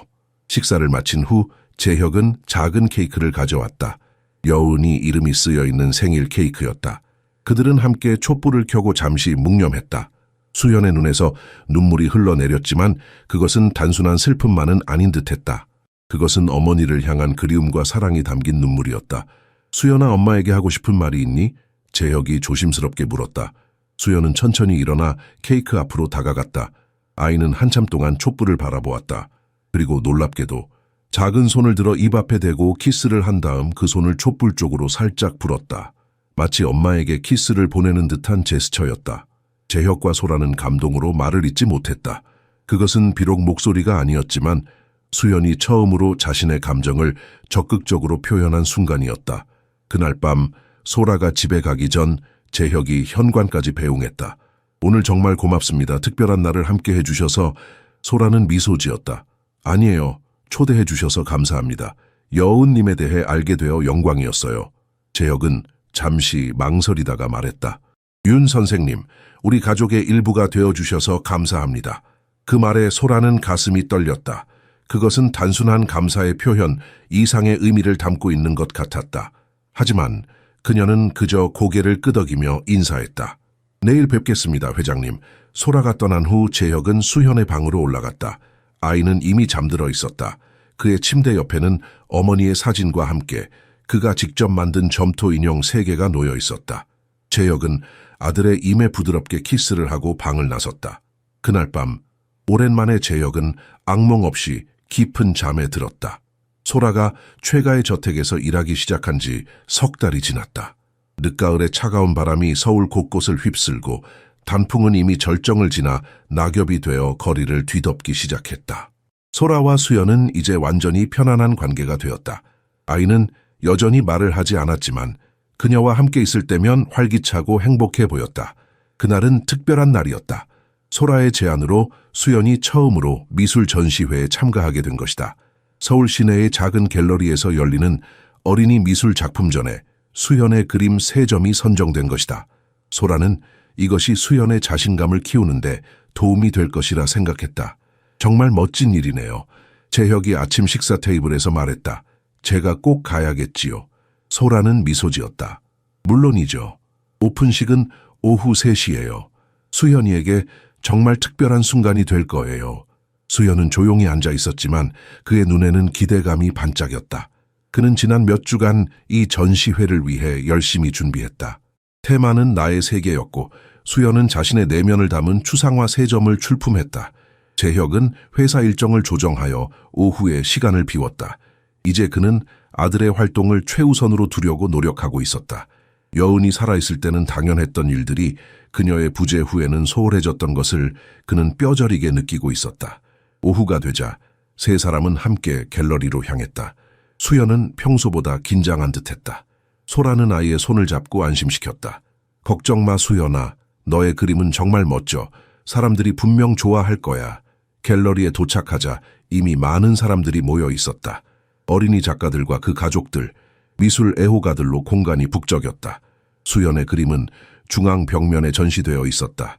3작품은 각각 침묵, 기억, 희망이라는 제목이 붙어 있었다. 침묵은 짙은 청색과 회색 톤의 추상화로 중앙에 작은 붉은 점이 고립되어 있었다. 기억은 따뜻한 노란색과 갈색 색조로 이루어진 작품으로 마치 흐려진 사진처럼 희미한 형상들이 보였다. 희망은 가장 밝은 색감의 작품으로 초록과 파랑, 보라색이 어우러져 상승하는 듯한 움직임을 표현했다. 갤러리 관계자가 다가와 재혁과 솔에게 인사했다. 최수영 군의 부모님이신가요? 재혁이 잠시 당황했지만 소라가 재빨리 대답했다. 이분이 수연이 아버지이시고 저는 미술교사입니다. 아, 그렇군요. 수연군의 작품이 심사위원들 사이에서 큰 호평을 받았어요. 특히 이토록 어린 나이에 추상적 표현력이 뛰어나다는 점에 모두 놀랐습니다. 재혁은 자부심으로 가슴이 부풀었다. 정말 감사합니다. 사실 모든 건 윤 선생님 덕분이에요. 소라는 고개를 저었다. 아니에요. 수연이가 원래 타고난 재능이 있었어요. 저는 그저 방향만 조금 제시했을 뿐이죠. 그들이 대화하는 동안 수연은 자신의 작품 앞에 서서 다른 관람객들의 반응을 지켜보고 있었다. 몇몇 사람들이 그의 작품을 보며 감탄하는 모습에 아이의 표정이 밝아졌다. 전시회 중간에 간단한 시상식이 있었다. 수현의 희망이 특별상을 수상하게 되었다. 진행자가 수현의 이름을 호명하자 아이는 잠시 망설였다. 소라가 그를 부드럽게 격려했다. 괜찮아 수현아, 용기를 내. 아빠랑 내가 여기 있잖아. 수현은 천천히 단상으로 올라갔다. 박수 소리가 갤러리를 가득 채웠다. 진행자가 상장과 작은 트로피를 건넸다. 수현은 그것을 받고 살짝 고개를 숙여 인사했다. 비록 말은 하지 않았지만 그 작은 제스처에 관객들은 더욱 뜨거운 박수를 보냈다. 재혁의 눈에는 자랑스러운 눈물이 고였다. 그는 아들이 이토록 용감하게 세상과 마주하는 모습을 처음 보았다. 소라는 그의 감정을 이해한다는 듯 재혁의 손을 살짝 잡았다가 놓았다. 시상식 후 여러 관람객들이 수현에게 축하 인사를 건넸다. 아이는 여전히 말을 하지 않았지만 고개를 끄덕이거나 미소를 지어 응답했다. 한 노부인은 특별히 오랫동안 수현의 그림을 바라보았다. 이 아이는 영혼이 깊구나. 노부인이 솔에게 말했다. 내가 40년간 미술을 가르쳤는데 이렇게 진실된 표현력을 가진 아이는 드물어요. 소라는 미소 지으며 고개를 끄덕였다. 네, 수현이는 특별한 아이예요. 전시회를 마치고 집으로 돌아가는 길, 수현은 자신의 트로피를 꼭 안고 있었다. 그의 얼굴에는 오랫동안 보지 못했던 행복한 표정이 어려 있었다. 오늘 정말 자랑스러웠어, 수현아. 재혁이 말했다. 엄마도 분명 하늘에서 너무 기뻐하실 거야. 저녁 식사 후 수현이 잠들고 소라가 집으로 돌아갈 준비를 하고 있을 때 재혁이 그녀를 서재로 초대했다. 잠시 이야기 좀 할 수 있을까요? 소라는 의아한 표정으로 고개를 끄덕였다. 물론이죠. 서재는 재혁의 개인 공간이었다. 벽면을 가득 채운 책장, 오래된 가죽 소파, 그리고 자개장이 있는 고풍스러운 방이었다. 재혁은 소파에 소라를 안내하고 자신은 맞은편에 앉았다. 오늘 수현이를 보니 재혁이 말을 시작했다. 제가 얼마나 많은 것을 놓치고 있었는지 깨달았어요. 아이가 이렇게 성장하고 있었는데 저는 그저 슬픔에 갇혀 있었죠. 소라는 조용히 그의 말을 들었다. 윤 선생님이 우리 가족에게 오신 것은 정말 큰 축복이었어요. 재혁이 진지하게 말했다. 단순히 수현이의 교사를 넘어서 저희에게 새로운 시작을 가져다 주셨어요. 과찬이세요. 저는 그저 아니에요. 재혁이 그녀의 말을 부드럽게 끊었다. 제가 느끼는 걸 표현하게 해주세요. 선생님은 수현이에게 언어 이상의 소통 방법을 가르쳐 주셨어요. 그리고 저에게는 다시 느끼는 법을, 다시 살아가는 법을 가르쳐 주셨습니다. 소라의 눈에 감동의 눈물이 맺혔다. 저도 많은 것을 배웠어요. 수현이를 통해 그리고 회장님을 통해서. 재혁은 잠시 침묵했다가 조심스럽게 물었다. 윤 선생님, 혹시 앞으로도 계속 우리와 함께 해주실 수 있을까요? 단순히 교사로서가 아니라 더 가깝게. 그의 말에 담긴 의미를 소라는 느낄 수 있었다. 그녀의 심장이 빠르게 뛰기 시작했다. 지난 몇 달 동안 그녀도 재혁에게 특별한 감정이 생겼음을 부정할 수 없었다. 하지만 그것은 복잡한 상황이었다. 회장님, 소라가 조심스럽게 말했다. 저도 당신과 수연이에게 특별한 마음이 생겼어요. 하지만 우리가 너무 서두르는 건 아닐까요? 재혁은 고개를 끄덕였다. 맞아요. 서두를 필요는 없습니다. 그저 제 마음을 알아주셨으면 했어요. 그리고 언제가 될지 모르지만 준비가 되시면 우리가 진짜 가족이 될 수 있기를 바랍니다. 소라는 미소 지었다. 그녀의 눈에는 희망과 조심스러운 행복이 어려 있었다. 시간을 두고 천천히 알아가요.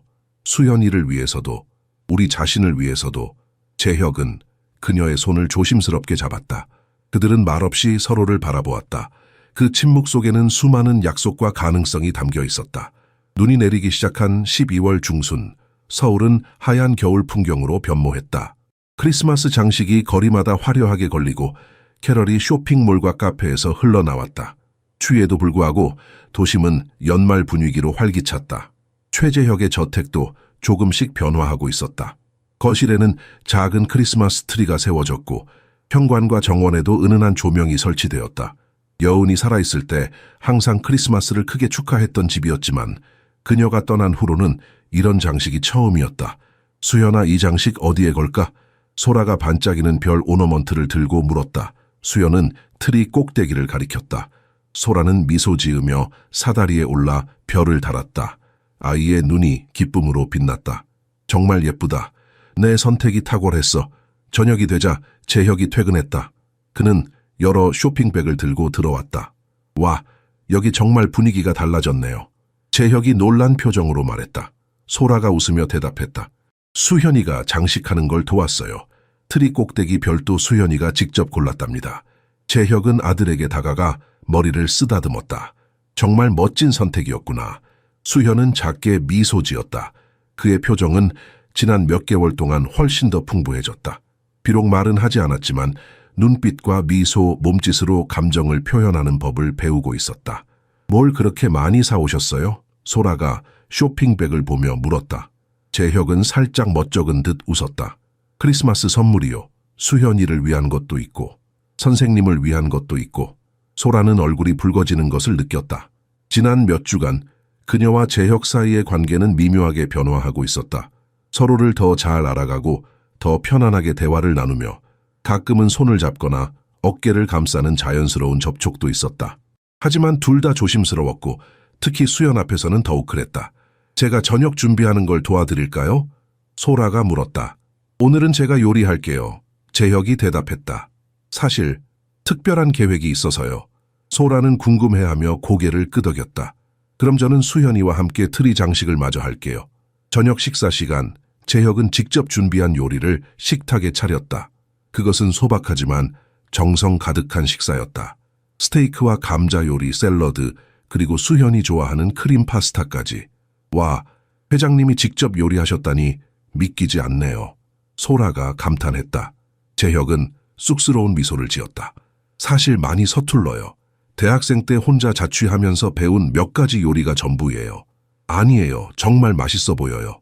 그들은 화목한 분위기 속에서 식사를 시작했다. 평소보다 대화가 많았고 웃음소리도 자주 들렸다. 수연도 평소보다 활기찬 모습이었다. 아이는 음식을 골고루 잘 먹었고 가끔 소라나 아버지를 바라보며 미소 짓기도 했다. 디저트로 초콜릿 케이크가 나왔을 때 재혁이 목소리를 가다듬었다. 사실 오늘 특별한 제안을 하고 싶어서요. 소라는 호기심 어린 눈으로 그를 바라보았다. 크리스마스와 연말을 맞아 셋이 함께 여행을 가면 어떨까 해요. 제주도로요. 제주도요? 소라가 놀라서 물었다. 네, 일주일 정도요. 크리스마스부터 새해까지 그곳에 별장이 있거든요. 바다가 보이는 조용한 곳이에요. 소라는 망설였다. 그것은 단순한 여행 이상의 의미가 있는 제안이었다. 함께 시간을 보내는 것, 그것도 일주일이나 마치 진짜 가족처럼. 글쎄요, 제가 가도 괜찮을지. 소라가 조심스럽게 말했다. 부탁해요. 재혁의 목소리는 진지했다. 수현이에게도 정말 좋은 경험이 될 거예요. 그리고 그는 잠시 말을 멈추고 소라의 눈을 바라보았다. 저에게도 중요한 시간이 될 것 같아요. 수현이 갑자기 소라의 팔을 잡았다. 아이의 눈에는 간절함이 어려 있었다. 그 눈빛은 제발 함께 가자고 말하고 있는 듯했다. 소라는 미소 지었다. 알겠어요. 함께 가겠습니다. 수연의 얼굴에 환한 미소가 번졌다. 재혁도 안도한 듯 웃었다. 정말 기쁩니다. 모든 준비는 제가 할게요.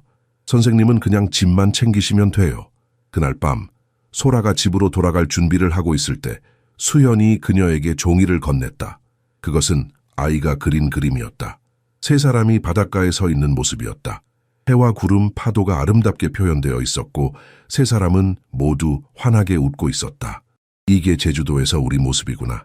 정말 아름다워, 수연아. 소라는 감동하여 말했다. 수연은 머리를 끄덕이며 그림 아래에 있는 작은 글씨를 가리켰다. 소라는 자세히 보았다. 우리 가족이라고 쓰여 있었다. 소라의 눈시울이 뜨거워졌다. 그녀는 수연을 부드럽게 안아주었다. 고마워, 수연아. 이 그림은 제 방에 소중히 걸어둘게요. 재혁이 그들의 모습을 조용히 지켜보고 있었다. 그의 눈에도 눈물이 맺혔다. 오랜 시간 동안 얼어붙었던 그의 가슴이 따뜻하게 녹아내리는 것을 느꼈다. 다음 날 소라는 평소보다 일찍 퇴근했다.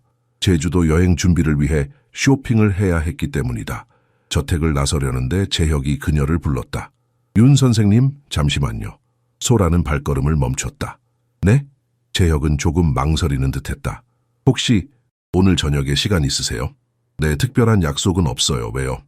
제주도 가기 전에 선생님과 단둘이 이야기할 시간을 갖고 싶어서요. 식사라도 함께 할 수 있을까요? 소라는 잠시 생각했다. 그녀도 재혁과 단둘이 대화할 필요성을 느끼고 있었다.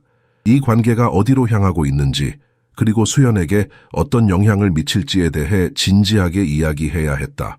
좋아요. 어디서 만날까요?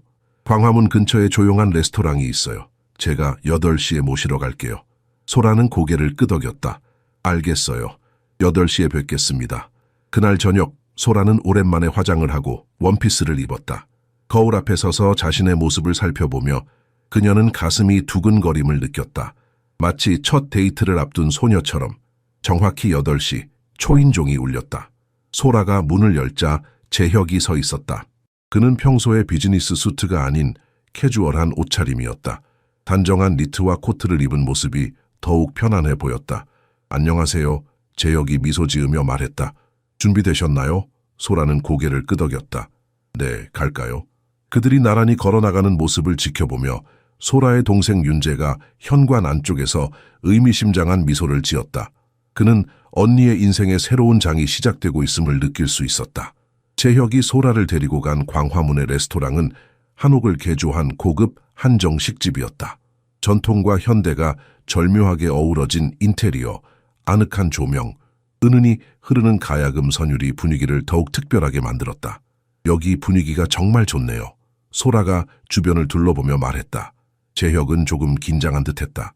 그는 와인 메뉴를 살펴보다가 소라를 바라보았다. 와인 괜찮으세요? 아니면 전통주도 있는데. 전통주가 좋겠네요. 오랜만에 좋은 막걸리 한잔 하고 싶어요. 재혁은 미소를 지으며 고개를 끄덕였다.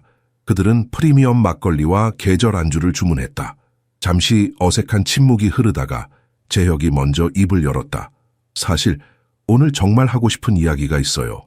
소라는 조용히 그를 바라보았다. 재혁의 눈에는 복잡한 감정이 어려 있었다. 제주도에 가기 전에 제 마음을 분명히 말씀드리고 싶었어요. 윤 선생님이 저희 가족에게 오신 이후로 많은 것이 변했습니다. 특히 제 마음이요. 소라의 심장이 빠르게 뛰기 시작했다. 그녀도 재혁에게 특별한 감정이 생겼다는 것을 부정할 수 없었다. 하지만 그것은 복잡한 상황이었다. 저도 회장님과 수연이를 많이 생각해요. 그녀가 조심스럽게 대답했다. 이제 그냥 재혁이라고 불러주세요.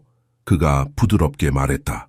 공식적인 자리가 아닌데 소라는 얼굴이 붉어지는 것을 느꼈다. 그게 좀 어색할 것 같아요. 그럼 천천히요. 재혁이 미소 지었다. 서두를 이유는 없으니까요. 그때 전통주와 음식이 나왔다. 깨끗한 백자잔에 따라진 막걸리는 우윳빛 하얀색이었고 은은한 단맛과 신맛이 어우러져 있었다.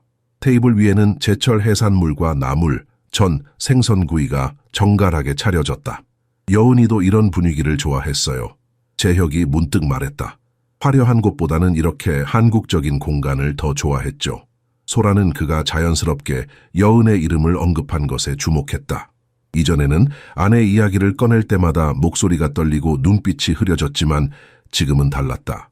여전히 그리움은 있었지만 이제는 따뜻한 추억으로 남아있는 듯했다. 여은 씨는 어떤 분이었나요? 더 자세히 알고 싶어요. 소라가 조심스럽게 물었다. 재혁은 잠시 생각에 잠겼다. 여은이는 참 밝은 사람이었어요. 어떤 상황에서도 희망을 찾는 사람이었죠. 그리고 음악을 정말 사랑했어요. 특히 피아노는 그녀의 영혼이었죠. 수연이가 그래서 피아노에 특별한 감정이 있는 거군요. 네, 여은이는 매일 밤 수연이에게 피아노를 쳐줬어요. 잠들기 전에요. 재혁의 눈이 촉촉해졌지만 그는 미소를 유지했다. 수연이가 말을 하지 않는 것도 어쩌면 엄마의 음악이 사라졌기 때문인지도 모르겠어요. 소라는 깊은 생각에 잠겼다. 그럴 수도 있겠네요. 음악은 언어보다 더 깊은 소통 방식이니까요. 여운이가 떠난 후 저는 모든 것이 끝났다고 생각했어요. 재혁이 진지하게 말을 이었다. 하지만 이제는 다시 시작할 수 있을 것 같아요. 선생님 덕분에. 소라는 조심스럽게 말했다. 저는 그저 수연이를 도왔을 뿐이에요. 아니에요. 그 이상이에요. 선생님은 우리 가족에게 희망을 다시 가져다 주셨어요. 그리고 재혁이 잠시 말을 멈췄다가 이어갔다. 제 마음속에 다시 따뜻함을 느끼게 해주셨어요. 소라는 그의 진실된 눈빛에 가슴이 떨렸다. 그녀도 재혁에게 점점 더 깊은 감정을 느끼고 있었다. 하지만 동시에 두려움도 있었다. 자신이 여은의 자리를 대신하는 것은 아닌지, 수연에게 혼란을 주는 것은 아닌지 걱정이 많으신 것 같네요. 재혁이 그녀의 생각을 읽은 듯 말했다. 네, 수현이에게 어떤 영향을 미칠지 생각하면 수현이는 이미 선생님을 가족으로 생각하고 있어요. 그 그림에서 보셨듯이요. 재혁이 부드럽게 소라의 손을 잡았다. 우리가 서두를 필요는 없어요. 천천히 수현이의 페이스에 맞춰 나가면 돼요. 소라는 고개를 끄덕였다. 그녀는 손을 빼지 않았다. 그들의 손은 테이블 위에서 자연스럽게 포개져 있었다. 제주도 여행이 우리 모두에게 좋은 시간이 될 것 같아요. 소라가 마침내 말했다. 새로운 시작을 위한 재혁의 눈이 희망으로 빛났다.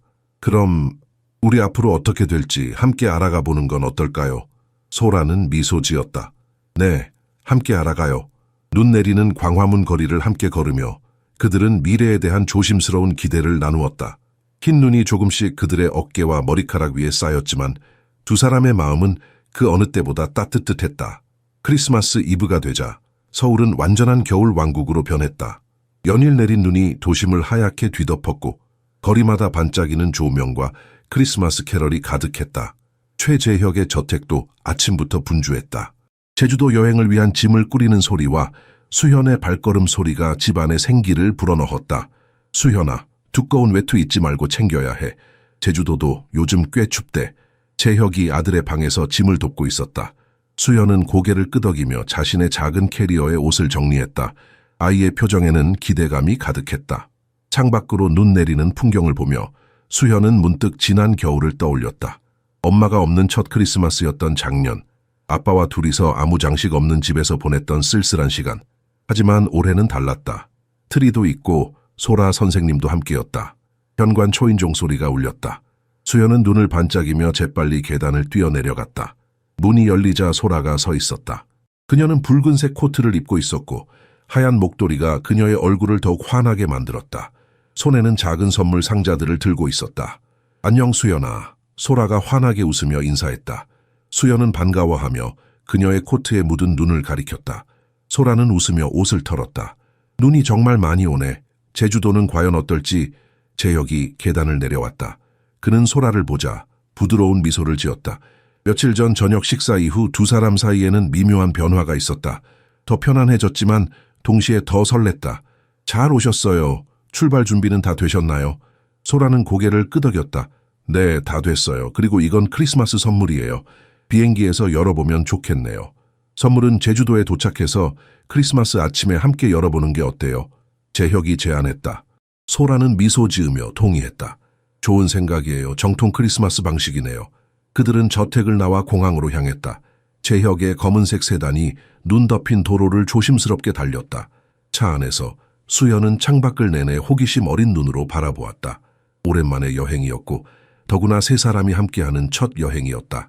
김포공항에 도착하자 연말 연휴를 맞아 출국장은 여행객들로 붐볐다. 하지만 재혁은 이미 VIP 라운지를 예약해두어 그들은 한적한 공간에서 출발을 기다릴 수 있었다. 회장님은 역시 다르시네요. 소라가 라운지의 고급스러운 인테리어를 둘러보며 농담처럼 말했다. 재혁은 쑥스러운 미소를 지었다. 그냥 편하게 기다리고 싶어서요. 특히 수연이가 사람 많은 곳을 아직 불편해하니까. 소라는 그의 세심함에 마음이 따뜻해졌다. 재혁은 겉으로는 냉철한 기업인처럼 보였지만 가족에 대한 그의 사랑과 배려는 깊고 따뜻했다. 비행기 안에서 수연은 창가 자리에 앉아 구름 위로 솟아오르는 풍경에 매료되었다. 소라는 그에게 스케치북을 건네주었고 아이는 곧 하늘에서 바라본 서울의 모습을 그리기 시작했다. 수연이가 정말 달라졌어요. 재혁이 낮은 목소리로 솔에게 말했다. 그들은 수연 옆자리에 나란히 앉아 있었다. 1년 전만 해도 상상할 수 없었던 모습이에요. 소라는 수연을 바라보며 미소 지었다. 수연이는 원래 강한 아이였어요. 단지 자신을 표현할 방법을 찾지 못했을 뿐이죠. 비행기가 제주도에 가까워질 무렵 기장의 안내 방송이 흘러나왔다. 아래로 보이는 제주도의 풍경이 장관이었다. 에메랄드빛 바다와 눈 덮인 한라산이 어우러진 모습이 마치 동화 속 그림 같았다. 와, 정말 아름답네요. 소라가 감탄했다. 재혁은 그녀의 반응을 보며 기뻐했다. 제주도는 겨울에 더 특별해요. 관광객도 적고 자연의 고요함을 제대로 느낄 수 있거든요. 제주공항에 도착하자 예상과 달리 날씨는 맑고 화창했다. 서울의 칼바람과 달리 제주의 겨울은 상대적으로 온화했다. 공항 밖에는 이미 재혁의 지인이 차를 준비해 두었다. 그들은 곧 한라산이 보이는 해안도로를 따라 별장으로 향했다. 소라는 창밖으로 펼쳐지는 제주의 겨울 풍경에 넋을 잃었다. 돌담길, 말들이 평화롭게 풀을 뜯는 목장, 바다로 이어지는 황금빛 억새밭. 그것은 서울의 번잡함에서 완전히 벗어난 다른 세계였다. 이곳에 오면 항상 마음이 평화로워져요. 재혁이 말했다. 여은이도 이곳을 정말 좋아했어요. 그의 목소리에는 더 이상 고통스러운 그리움이 없었다. 대신 따뜻한 추억과 감사함이 묻어났다. 소라는 그 변화를 느끼며 조용히 미소 지었다. 수현은 창밖을 내내 흥분된 눈으로 바라보았다. 특히 해안가를 달리는 말들을 보고 손가락으로 가리키며 기뻐했다. 말 좋아하니? 내일 승마 체험도 할 수 있어. 재혁이 아들의 머리를 쓰다듬으며 말했다. 그들의 여행은 이제 막 시작되었지만 이미 특별한 추억이 되어가고 있었다. 서로에 대한 더 깊은 이해와 새로운 시작을 향한 첫걸음이었다. 재혁의 제주도 별장은 소라가 상상했던 것보다 훨씬 소박했다. 화려한 대저택 대신 그것은 전통 제주 가옥인 초가를 현대적으로 재해석한 건물이었다. 현무암 돌담으로 둘러싸인 정원, 나지막한 지붕, 그리고 바다가 내려다 보이는 위치가 매력적이었다. 생각보다 소박하죠? 재혁이 소라의 표정을 보며 웃었다. 여운이가 디자인했어요. 그녀는 항상 자연과 조화를 이루는 공간을 좋아했거든요. 집 안으로 들어서자 따뜻한 온기와 은은한 나무 향이 그들을 맞이했다. 내부는 미니멀하면서도 아늑했다. 통유리창 너머로는 제주의 바다가 끝없이 펼쳐져 있었다. 여기 정말 아름다워요. 소라가 감탄했다. 수현이 재빨리 집 안을 뛰어다니며 탐험하기 시작했다. 그는 특히 거실 한쪽에 있는 그랜드 피아노에 눈길이 갔다. 손가락으로 건반을 살짝 건드리자 맑은 음이 울려 퍼졌다. 그래, 피아노 쳐볼래? 재혁이 물었다. 수현은 고개를 끄덕이며 피아노 앞에 앉았다. 그는 잠시 망설이다가 천천히 작은 별 변주곡을 연주하기 시작했다. 그 모습에 재혁과 소라는 놀라움을 감추지 못했다. 수현이가 피아노를 재혁의 목소리가 떨렸다. 엄마가 돌아가신 후로 한 번도 치지 않았는데 소라는 감동으로 눈시울이 붉어졌다. 수현의 연주는 서툴렀지만 그 의미는 무척 깊었다. 오랫동안 닫혀있던 마음의 문이 조금씩 열리고 있는 증거였다. 연주를 마친 수현의 눈에는 눈물이 고여 있었지만 동시에 작은 미소도 띠고 있었다. 마치 엄마 나 잘하고 있어요 라고 말하는 듯했다. 재혁은 아들에게 다가가 어깨를 감싸 안았다. 정말 아름다웠어, 수연아. 엄마도 분명 들었을 거야. 이내 분위기를 전환하기 위해 소라가 말했다. 자, 이제 짐을 풀고 크리스마스 이브 저녁을 준비해 볼까요? 그들은 함께 주방으로 향했다. 냉장고에는 이미 다양한 식재료가 준비되어 있었다. 재혁이 특별히 부탁해 둔 것이었다. 소라는 앞치마를 두르고 요리 준비를 시작했다. 수현이 자원해서 그녀를 돕기 시작했다. 수현아, 당근 좀 씻어줄래? 소라가 부탁했다. 수현은 열심히 당근을 씻었다. 그의 진지한 모습에 소라는 미소를 지었다. 저도 뭐 도울 일 없을까요? 재혁이 물었다. 회장님이 요리를 하신다고요? 소라가 장난스럽게 놀라는 척했다. 이제 그냥 재혁이라고 불러주세요. 그가 부드럽게 말했다. 그리고 요리까진 아니더라도 감자 정도는 깎을 수 있어요. 소라는 잠시 망설이다가 말했다. 알겠어요. 재혁 씨.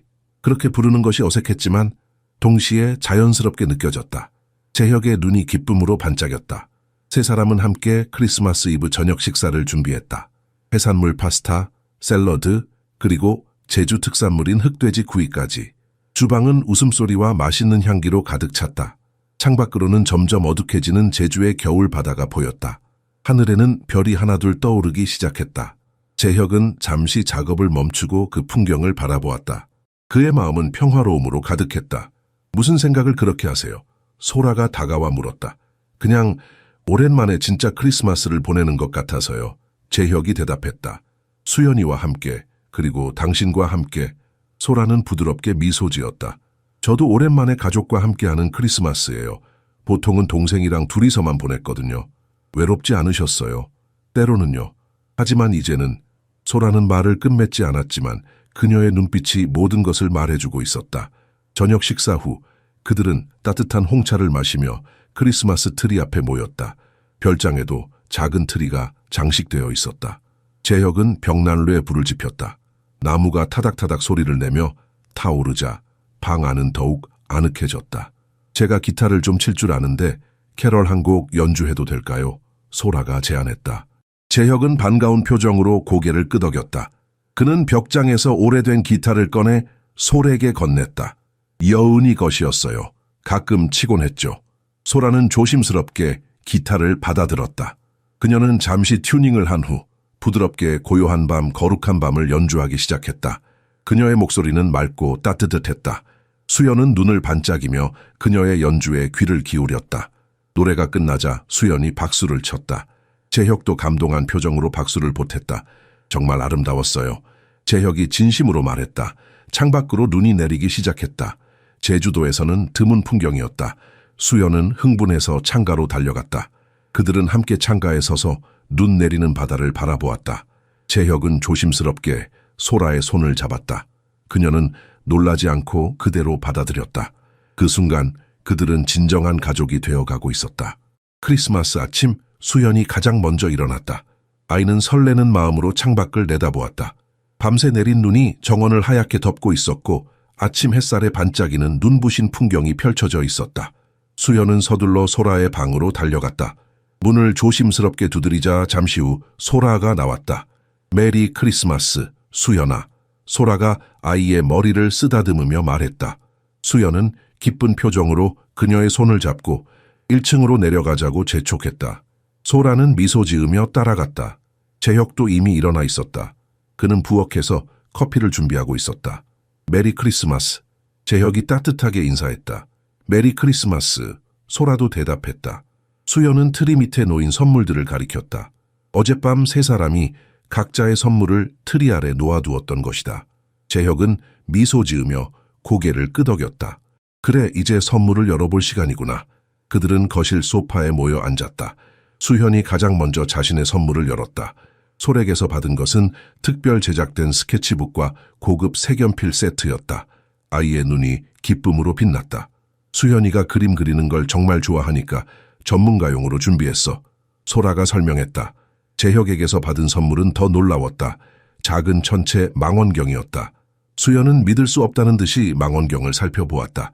네가 별을 좋아하는 걸 알고 있었거든. 재혁이 말했다. 오늘 밤에 함께 별을 볼 수 있을 거야. 수연은 기쁨에 넘쳐 아버지에게 달려가 안겼다. 재혁은 놀랐지만 곧 아들을 꼭 안아주었다. 그것은 수연이 오랜만에 보여준 적극적인 애정 표현이었다.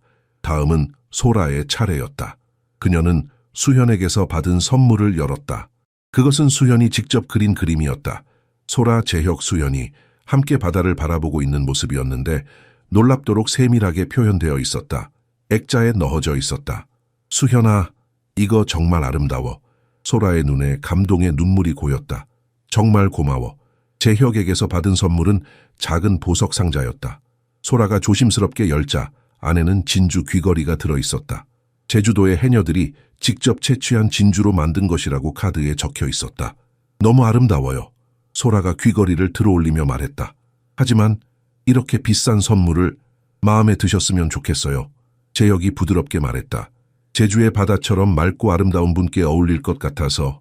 소라는 얼굴을 붉히며 고개를 숙였다. 정말 감사해요. 마지막으로 재혁이 선물을 열 차례였다. 수현에게서 받은 것은 또 다른 그림이었다. 이번에는 재혁과 수현이 함께 낚시하는 모습이었다. 그 밑에는 서툰 글씨로 아빠 사랑해요라고 적혀 있었다. 재혁은 말을 잇지 못했다. 수현이 사랑해요라는 말을 쓴 것은 이번이 처음이었다. 비록 말로 표현하지는 않았지만 그 마음이 전해져 왔다. 나도 너를 사랑한다, 수현아. 재혁의 목소리가 떨렸다. 솔에게서 받은 선물은 수제 가죽 다이어리였다. 첫 페이지에는 소라의 글씨로 메시지가 적혀 있었다. 새로운 시작을 위한 첫 페이지. 앞으로의 날들이 행복으로 가득하길 바랍니다. 정말 의미 있는 선물이네요. 재혁이 진심으로 말했다. 선물 교환을 마친 후 그들은 함께 크리스마스 아침 식사를 준비했다. 팬케이크, 스크램블 에그, 그리고 따뜻한 코코아. 창밖으로는 눈 덮인 제주의 풍경이 펼쳐져 있었다. 오늘 어떻게 보낼까요? 소라가 물었다. 눈이 와서 승마는 어려울 것 같지만 바닷가 산책이나 인근 마을 구경은 어떨까요? 재혁이 제안했다. 수현은 고개를 끄덕이며 찬성했다. 아침 식사 후 그들은 따뜻하게 옷을 입고 나갔다. 눈 덮인 정원을 가로질러 해안가로 향했다. 바다는 겨울 햇살 아래 유리처럼 반짝였다. 수연은 앞장서서 뛰어갔고 재혁과 소라는 그 뒤를 따랐다. 수연이가 정말 행복해 보이네요. 소라가 말했다. 네, 오랜만에 보는 모습이에요. 재혁이 대답했다. 모두 당신 덕분이에요. 소라는 고개를 저었다. 아니에요. 우리 모두의 노력 덕분이죠. 재혁은 조심스럽게 소라의 손을 잡았다. 그녀의 손은 차가웠지만 곧 그들의 온기가 섞여 따뜻해졌다. 오늘 수연이가 사랑해요라고 썼어요. 재혁의 목소리가 떨렸다. 글로라도 그 말을 하다니. 소라는 그의 손을 꼭 잡았다. 수연이는 항상 당신을 사랑했어요. 표현하는 방법을 찾지 못했을 뿐이죠. 그들은 잠시 바다를 바라보며 서 있었다. 파도 소리와 갈매기 울음소리만이 고요한 겨울 바다를 채웠다. 수연은 모래사장 위에 뭔가를 그리고 있었다. 여기서의 시간이 우리에게 특별한 추억이 될 것 같아요. 재혁이 말했다. 소라는 고개를 끄덕였다. 네, 잊지 못할 크리스마스가 될 것 같아요. 그들은 천천히 수연에게 다가갔다. 아이가 모래 위에 그린 것은 하트 모양이었다. 그 안에 세 사람의 얼굴이 그려져 있었다. 이 순간 그들은 진정한 의미의 크리스마스 기적을 경험하고 있었다. 아픔을 넘어 새로운 행복을 찾은 기적을. 제주도의 밤은 서울과 달리 깊고 고요했다. 크리스마스 저녁, 바다가 내려다 보이는 테라스에서 재혁과 소라는 와인잔을 기울이며 별이 가득한 하늘을 바라보고 있었다. 수현은 일찍 잠들었고 두 사람만의 시간이 찾아왔다. 한라산에서 바라본 별이 정말 아름답다고 하더라고요. 소라가 말했다. 언젠가 수연이와 함께 별 보러 가면 좋을 것 같아요. 재혁은 와인잔을 돌리며 생각에 잠겼다. 여운이가 별을 정말 좋아했어요. 수연이가 별에 관심이 많은 것도 아마 그래서일 거예요. 그 순간 분위기가 조금 무거워졌다. 여운의 이름이 언급되었을 때 항상 그렇듯이. 하지만 이번에는 달랐다. 재혁의 눈에 슬픔보다는 따뜻한 추억이 어려 있었다. 여운 씨에 대해 더 이야기해 주실래요? 소라가 조심스럽게 물었다. 재혁은 잠시 침묵했다. 바닷바람이 그의 머리카락을 살짝 흔들었다. 그의 시선은 먼 바다를 향해 있었지만 마음은 과거로 돌아간 듯했다. 여운이와 처음 만난 날 그녀는 교내 음악회에서 쇼팽의 녹턴을 연주하고 있었어요. 그가 마침내 입을 열었다. 저는 공대생이었고 음악에 대해서는 전혀 몰랐죠. 하지만 그녀의 연주를 듣는 순간 마치 다른 세계로 들어간 것 같았어요. 소라는 그의 말을 가로막지 않고 조용히 듣고 있었다. 이것은 재혁이 여운에 대해 처음으로 깊이 있게 이야기하는 순간이었다. 그때 저는 겨우 대학 2학년이었어요. 가난한 장학생에 불과했죠. 여운이는 음대의 스타였고 부유한 가문 출신이었어요. 그녀에게 다가가는 것조차 용기가 필요했죠. 재혁의 목소리에는 젊은 시절의 설렘이 묻어났다. 첫 데이트에서 저는 너무 긴장해서 커피를 그녀의 옷에 쏟고 말았어요. 창피했죠. 하지만 여운이는 웃기만 했어요. 괜찮아요. 이런 일은 누구에게나 있어요. 라고. 소라는 미소 지었다. 그녀는 여운이 어떤 사람이었는지 더 선명하게 그려볼 수 있었다. 우리 결혼을 반대하는 사람들이 많았어요. 특히 여운이의 부모님은. 재혁의 눈빛이 잠시 어두워졌다. 음악가의 딸이 가난한 공대생과 결혼한다니 그들에게는 이해할 수 없는 일이었죠. 하지만 여운이는 굳건했어요. 내 인생은 내가 결정해요 라고 말하면서. 바람이 조금 더 강하게 불었다. 소라는 무의식적으로 몸을 떨었고 재혁은 자신의 재킷을 벗어 그녀의 어깨에 둘러주었다. 처음 몇 년은 정말 힘들었어요. 원룸에서 시작해서 여운이는 피아노 레슨으로 저는 밤새 코딩하며 살았죠. 하지만 그 시간이 우리 인생에서 가장 행복했던 것 같아요. 아무것도 없었지만 서로가 있었으니까. 재혁의 눈에 눈물이 고였다. 하지만 그것은 비통한 눈물이 아니라 소중한 추억에 대한 감사의 눈물 같았다. 수현이가 태어났을 때 여은이는 피아니스트의 꿈을 접기로 했어요. 제가 만류했지만 그녀는 아이에게 주는 시간은 그 어떤 콩쿠르보다 가치 있어 라고 했죠. 소라는 자신도 모르게 재혁의 손을 잡았다. 그의 손은 따뜻했다. 여은이가 아프기 시작했을 때 처음에는 그저 피곤한 거라고 생각했어요. 워킹맘으로 살면서 지쳤겠거니. 하지만 갑자기 악화되었고 재혁의 목소리가 떨렸다. 의사들은 말기였다고 했어요. 몇 달밖에 시간이 없다고. 먼 바다에서 파도 소리가 들려왔다. 마치 여운의 이야기에 귀를 기울이는 것 같았다. 마지막 날 그녀는 저에게 약속을 요구했어요.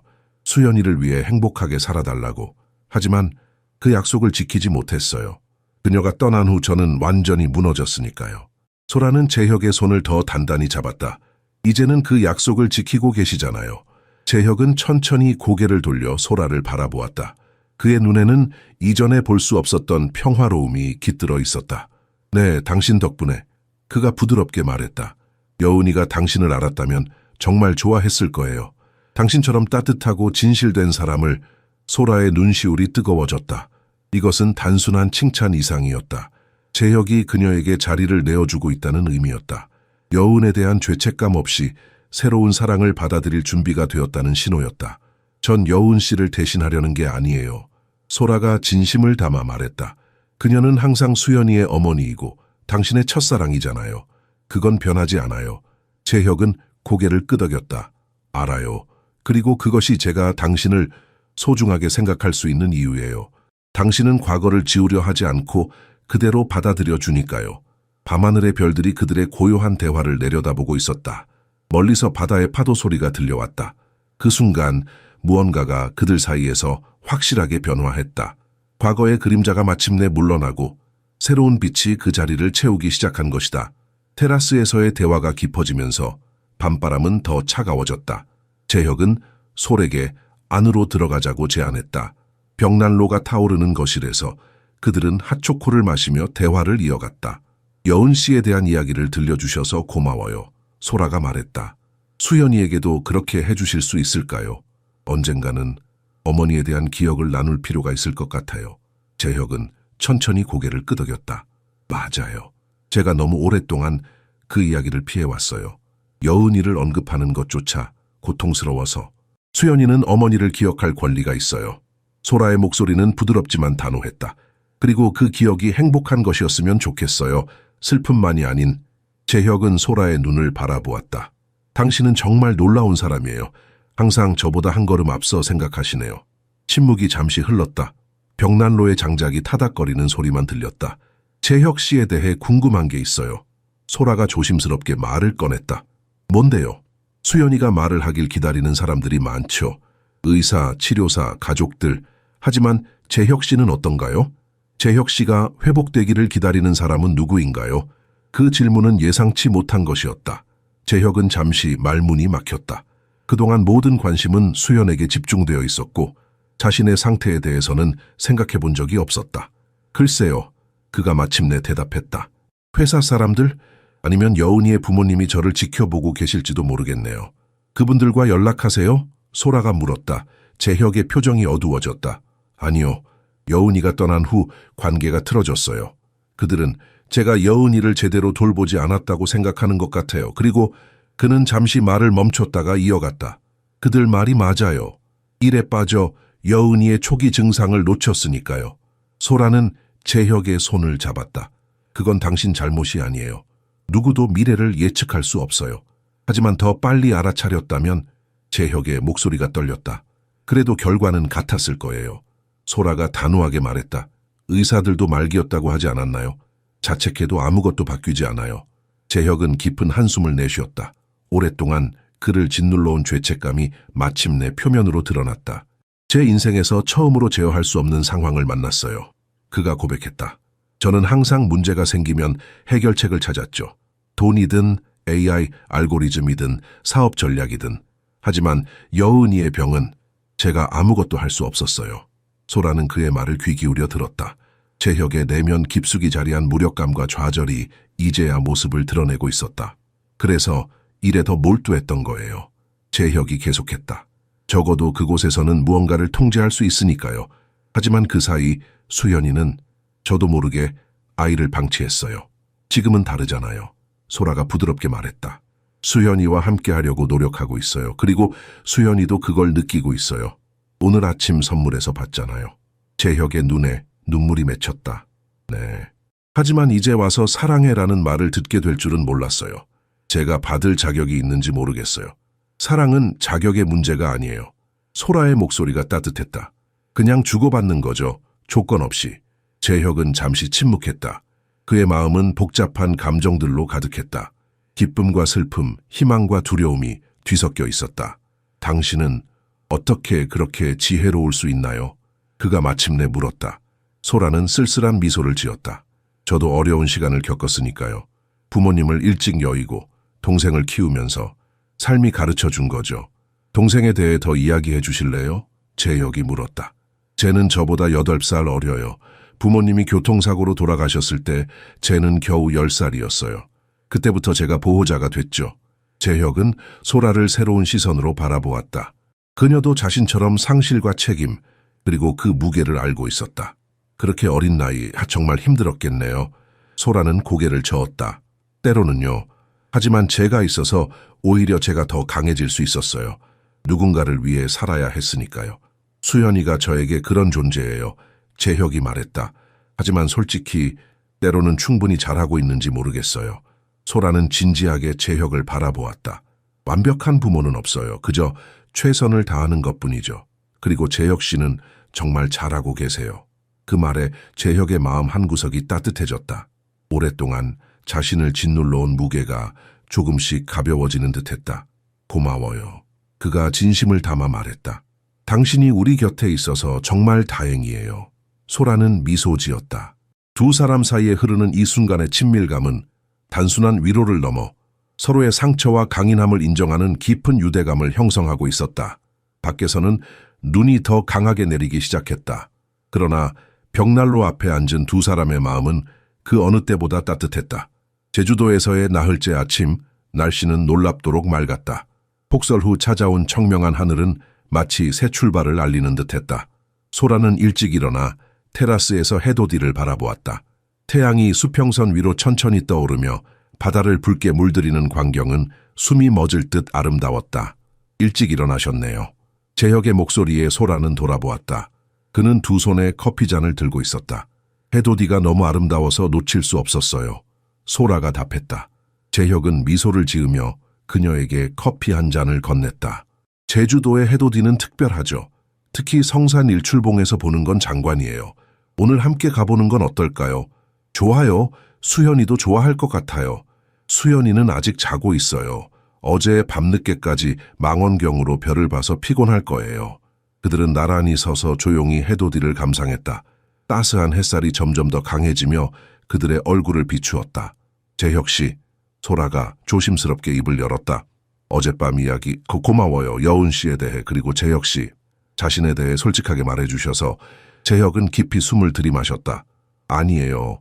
제가 오히려 고마워요. 그동안 누구에게도 그런 이야기를 하지 못했거든요. 여운이에 대해 그리고 제 두려움에 대해서 아직도 두려우신가요? 소라가 물었다. 재혁은 잠시 생각했다. 네, 하지만 다른 종류의 두려움이에요. 예전에는 과거를 놓치는 것이 두려웠다면 이제는 미래를 잡지 못할까봐 두려워요. 소라는 그의 말뜻을 이해했다. 그녀도 비슷한 감정을 느끼고 있었다. 우리 오늘 하루는 그냥 현재에 머물러 볼까요? 그녀가 제안했다. 과거도 미래도 생각하지 말고 그냥 지금 이 순간만. 재혁은 미소 지으며 고개를 끄덕였다. 좋은 생각이에요. 아침 식사 후 그들은 수연을 깨웠다. 아이는 반짝이는 눈으로 빠르게 준비를 마쳤다. 오늘의 계획은 성산 일출봉 등반과 근처 해변 탐험이었다. 일출봉으로 향하는 차 안에서 수연은 창밖 풍경에 완전히 빠져 있었다. 눈 덮인 들판과 오름들, 겨울 바다의 풍경이 파노라마처럼 펼쳐졌다. 저기 보이는 게 성산 일출봉이에요. 재혁이 가리켰다. 화산 폭발로 만들어진 분화구예요. 도착해서 주차를 하고 그들은 등산로를 향해 걸었다. 길은 가파르지 않았지만 눈이 쌓여 조심스럽게 올라가야 했다. 수연은 앞장서서 활기차게 오르기 시작했다. 수연이가 정말 달라졌어요. 소라가 재혁에게 작은 목소리로 말했다. 처음 만났을 때는 상상할 수 없는 모습이에요. 재혁은 아들을 바라보며 미소 지었다. 네, 정말 놀라워요. 이 여행이 수연이에게 특별한 의미가 될 것 같아요. 그들은 중간에 잠시 쉬었다. 벤치에 앉아 따뜻한 보리차를 마시며 바다를 바라보았다. 수연은 가방에서 스케치북을 꺼내 풍경을 그리기 시작했다. 수연아, 저기 바위 뒤에 있는 새 보이니? 소라가 갈매기를 가리켰다. 수연은 고개를 끄덕이며 그림에 새를 추가했다. 그의 손놀림은 점점 더 자신감 있고 섬세해지고 있었다. 정상에 도달했을 때 그들 앞에는 장관이 펼쳐졌다. 거대한 분화구와 사방으로 펼쳐진 푸른 바다, 그리고 멀리 보이는 우도와 제주 본섬의 풍경이 한 폭의 그림 같았다. 와, 소라가 감탄했다. 정말 아름답네요. 바람이 강하게 불어 소라의 머리카락이 흩날렸다. 재혁은 무의식적으로 손을 뻗어 그녀의 머리카락을 정리해 주었다. 그들의 시선이 마주쳤고 잠시 시간이 멈춘 듯했다. 수현은 약간 떨어진 곳에서 열심히 그림을 그리고 있었다. 잠시 후 그가 다가와 완성된 그림을 보여주었다. 성산일출봉의 정영과 함께 재혁과 소라가 나란히 서 있는 모습이 섬세하게 그려져 있었다. 정말 멋진 그림이구나, 수연아. 재혁이 감탄했다. 수연은 기쁜 듯 미소 지었다. 그리고 갑자기 두 사람의 손을 잡아 포가에게 했다. 소라와 재혁은 놀라서 서로를 바라보았다. 수현이가, 소라가 말을 잇지 못했다. 수현은 두 사람을 번갈아 바라보며 환하게 웃었다. 그의 의도는 분명했다. 그는 두 사람이 함께 하기를 바라고 있었다. 재혁은 조심스럽게 소라의 손을 잡았다. 그녀의 손은 차가웠지만 그의 손 안에서 곧 따뜻해졌다. 바람이 더 세게 불었고 소라는 무의식적으로 재혁에게 더 가까이 다가섰다. 그들의 시선이 다시 마주쳤다. 재혁의 눈에는 망설임과 희망이 뒤섞여 있었다. 소라도 비슷한 감정을 느끼고 있었다. 두려움과 설렘 그리고 깊은 애정이 순간 재혁이 천천히 몸을 기울였다. 소라는 숨을 멈췄다. 그리고 바람 속에서 산 정상에서 수현의 미소 아래 그들의 입술이 부드럽게 만났다. 그것은 짧고 조심스러운 키스였다. 하지만 그 짧은 순간에 많은 것이 담겨 있었다. 과거의 아픔과 현재의 기쁨, 그리고 미래에 대한 조심스러운 희망이. 키스가 끝나고 그들이 떨어졌을 때 수현은 여전히 환하게 웃고 있었다. 그의 눈에는 행복의 눈물이 고여 있었다. 소라와 재혁은 말없이 서로를 바라보았다. 그들의 마음이 말보다 더 많은 것을 전하고 있었다. 그 순간 해가 구름 사이로 더 밝게 비쳤다. 마치 새로운 시작을 축복하듯이. 성산일출봉에서의 키스 이후 재혁과 소라 사이의 관계는 미묘하게 변화했다. 더 깊어졌지만 동시에 더 조심스러워졌다. 둘 다 이 새로운 감정의 방향을 어떻게 나아가야 할지 탐색하는 중이었다. 제주도에서의 마지막 날, 그들은 해변가 카페에 앉아 있었다. 수현은 모래사장에서 조개 껍데기를 모으며 놀고 있었고 두 사람은 커피를 마시며 대화를 나누고 있었다. 내일이면 서울로 돌아가네요. 소라가 말했다. 재혁은 잠시 생각에 잠겼다. 네, 일상으로 돌아간다는 게 조금 아쉽네요. 이곳에서의 시간이 정말 특별했어요. 소라가 동의했다. 마치 다른 세계에 있는 것 같았어요. 재혁은 그녀의 눈을 바라보았다. 소라 씨, 우리가 서울로 돌아가면 이 모든 것이 어떻게 될까요? 그 질문은 둘 다 생각하고 있었지만 말하지 않았던 것이었다. 제주도의 아름다운 풍경 속에서 피어난 그들의 감정이 서울의 일상에서도 유지될 수 있을지에 대한 불안이 있었다. 소라는 잠시 말을 고르며 바다를 바라보았다. 솔직히 걱정도 돼요.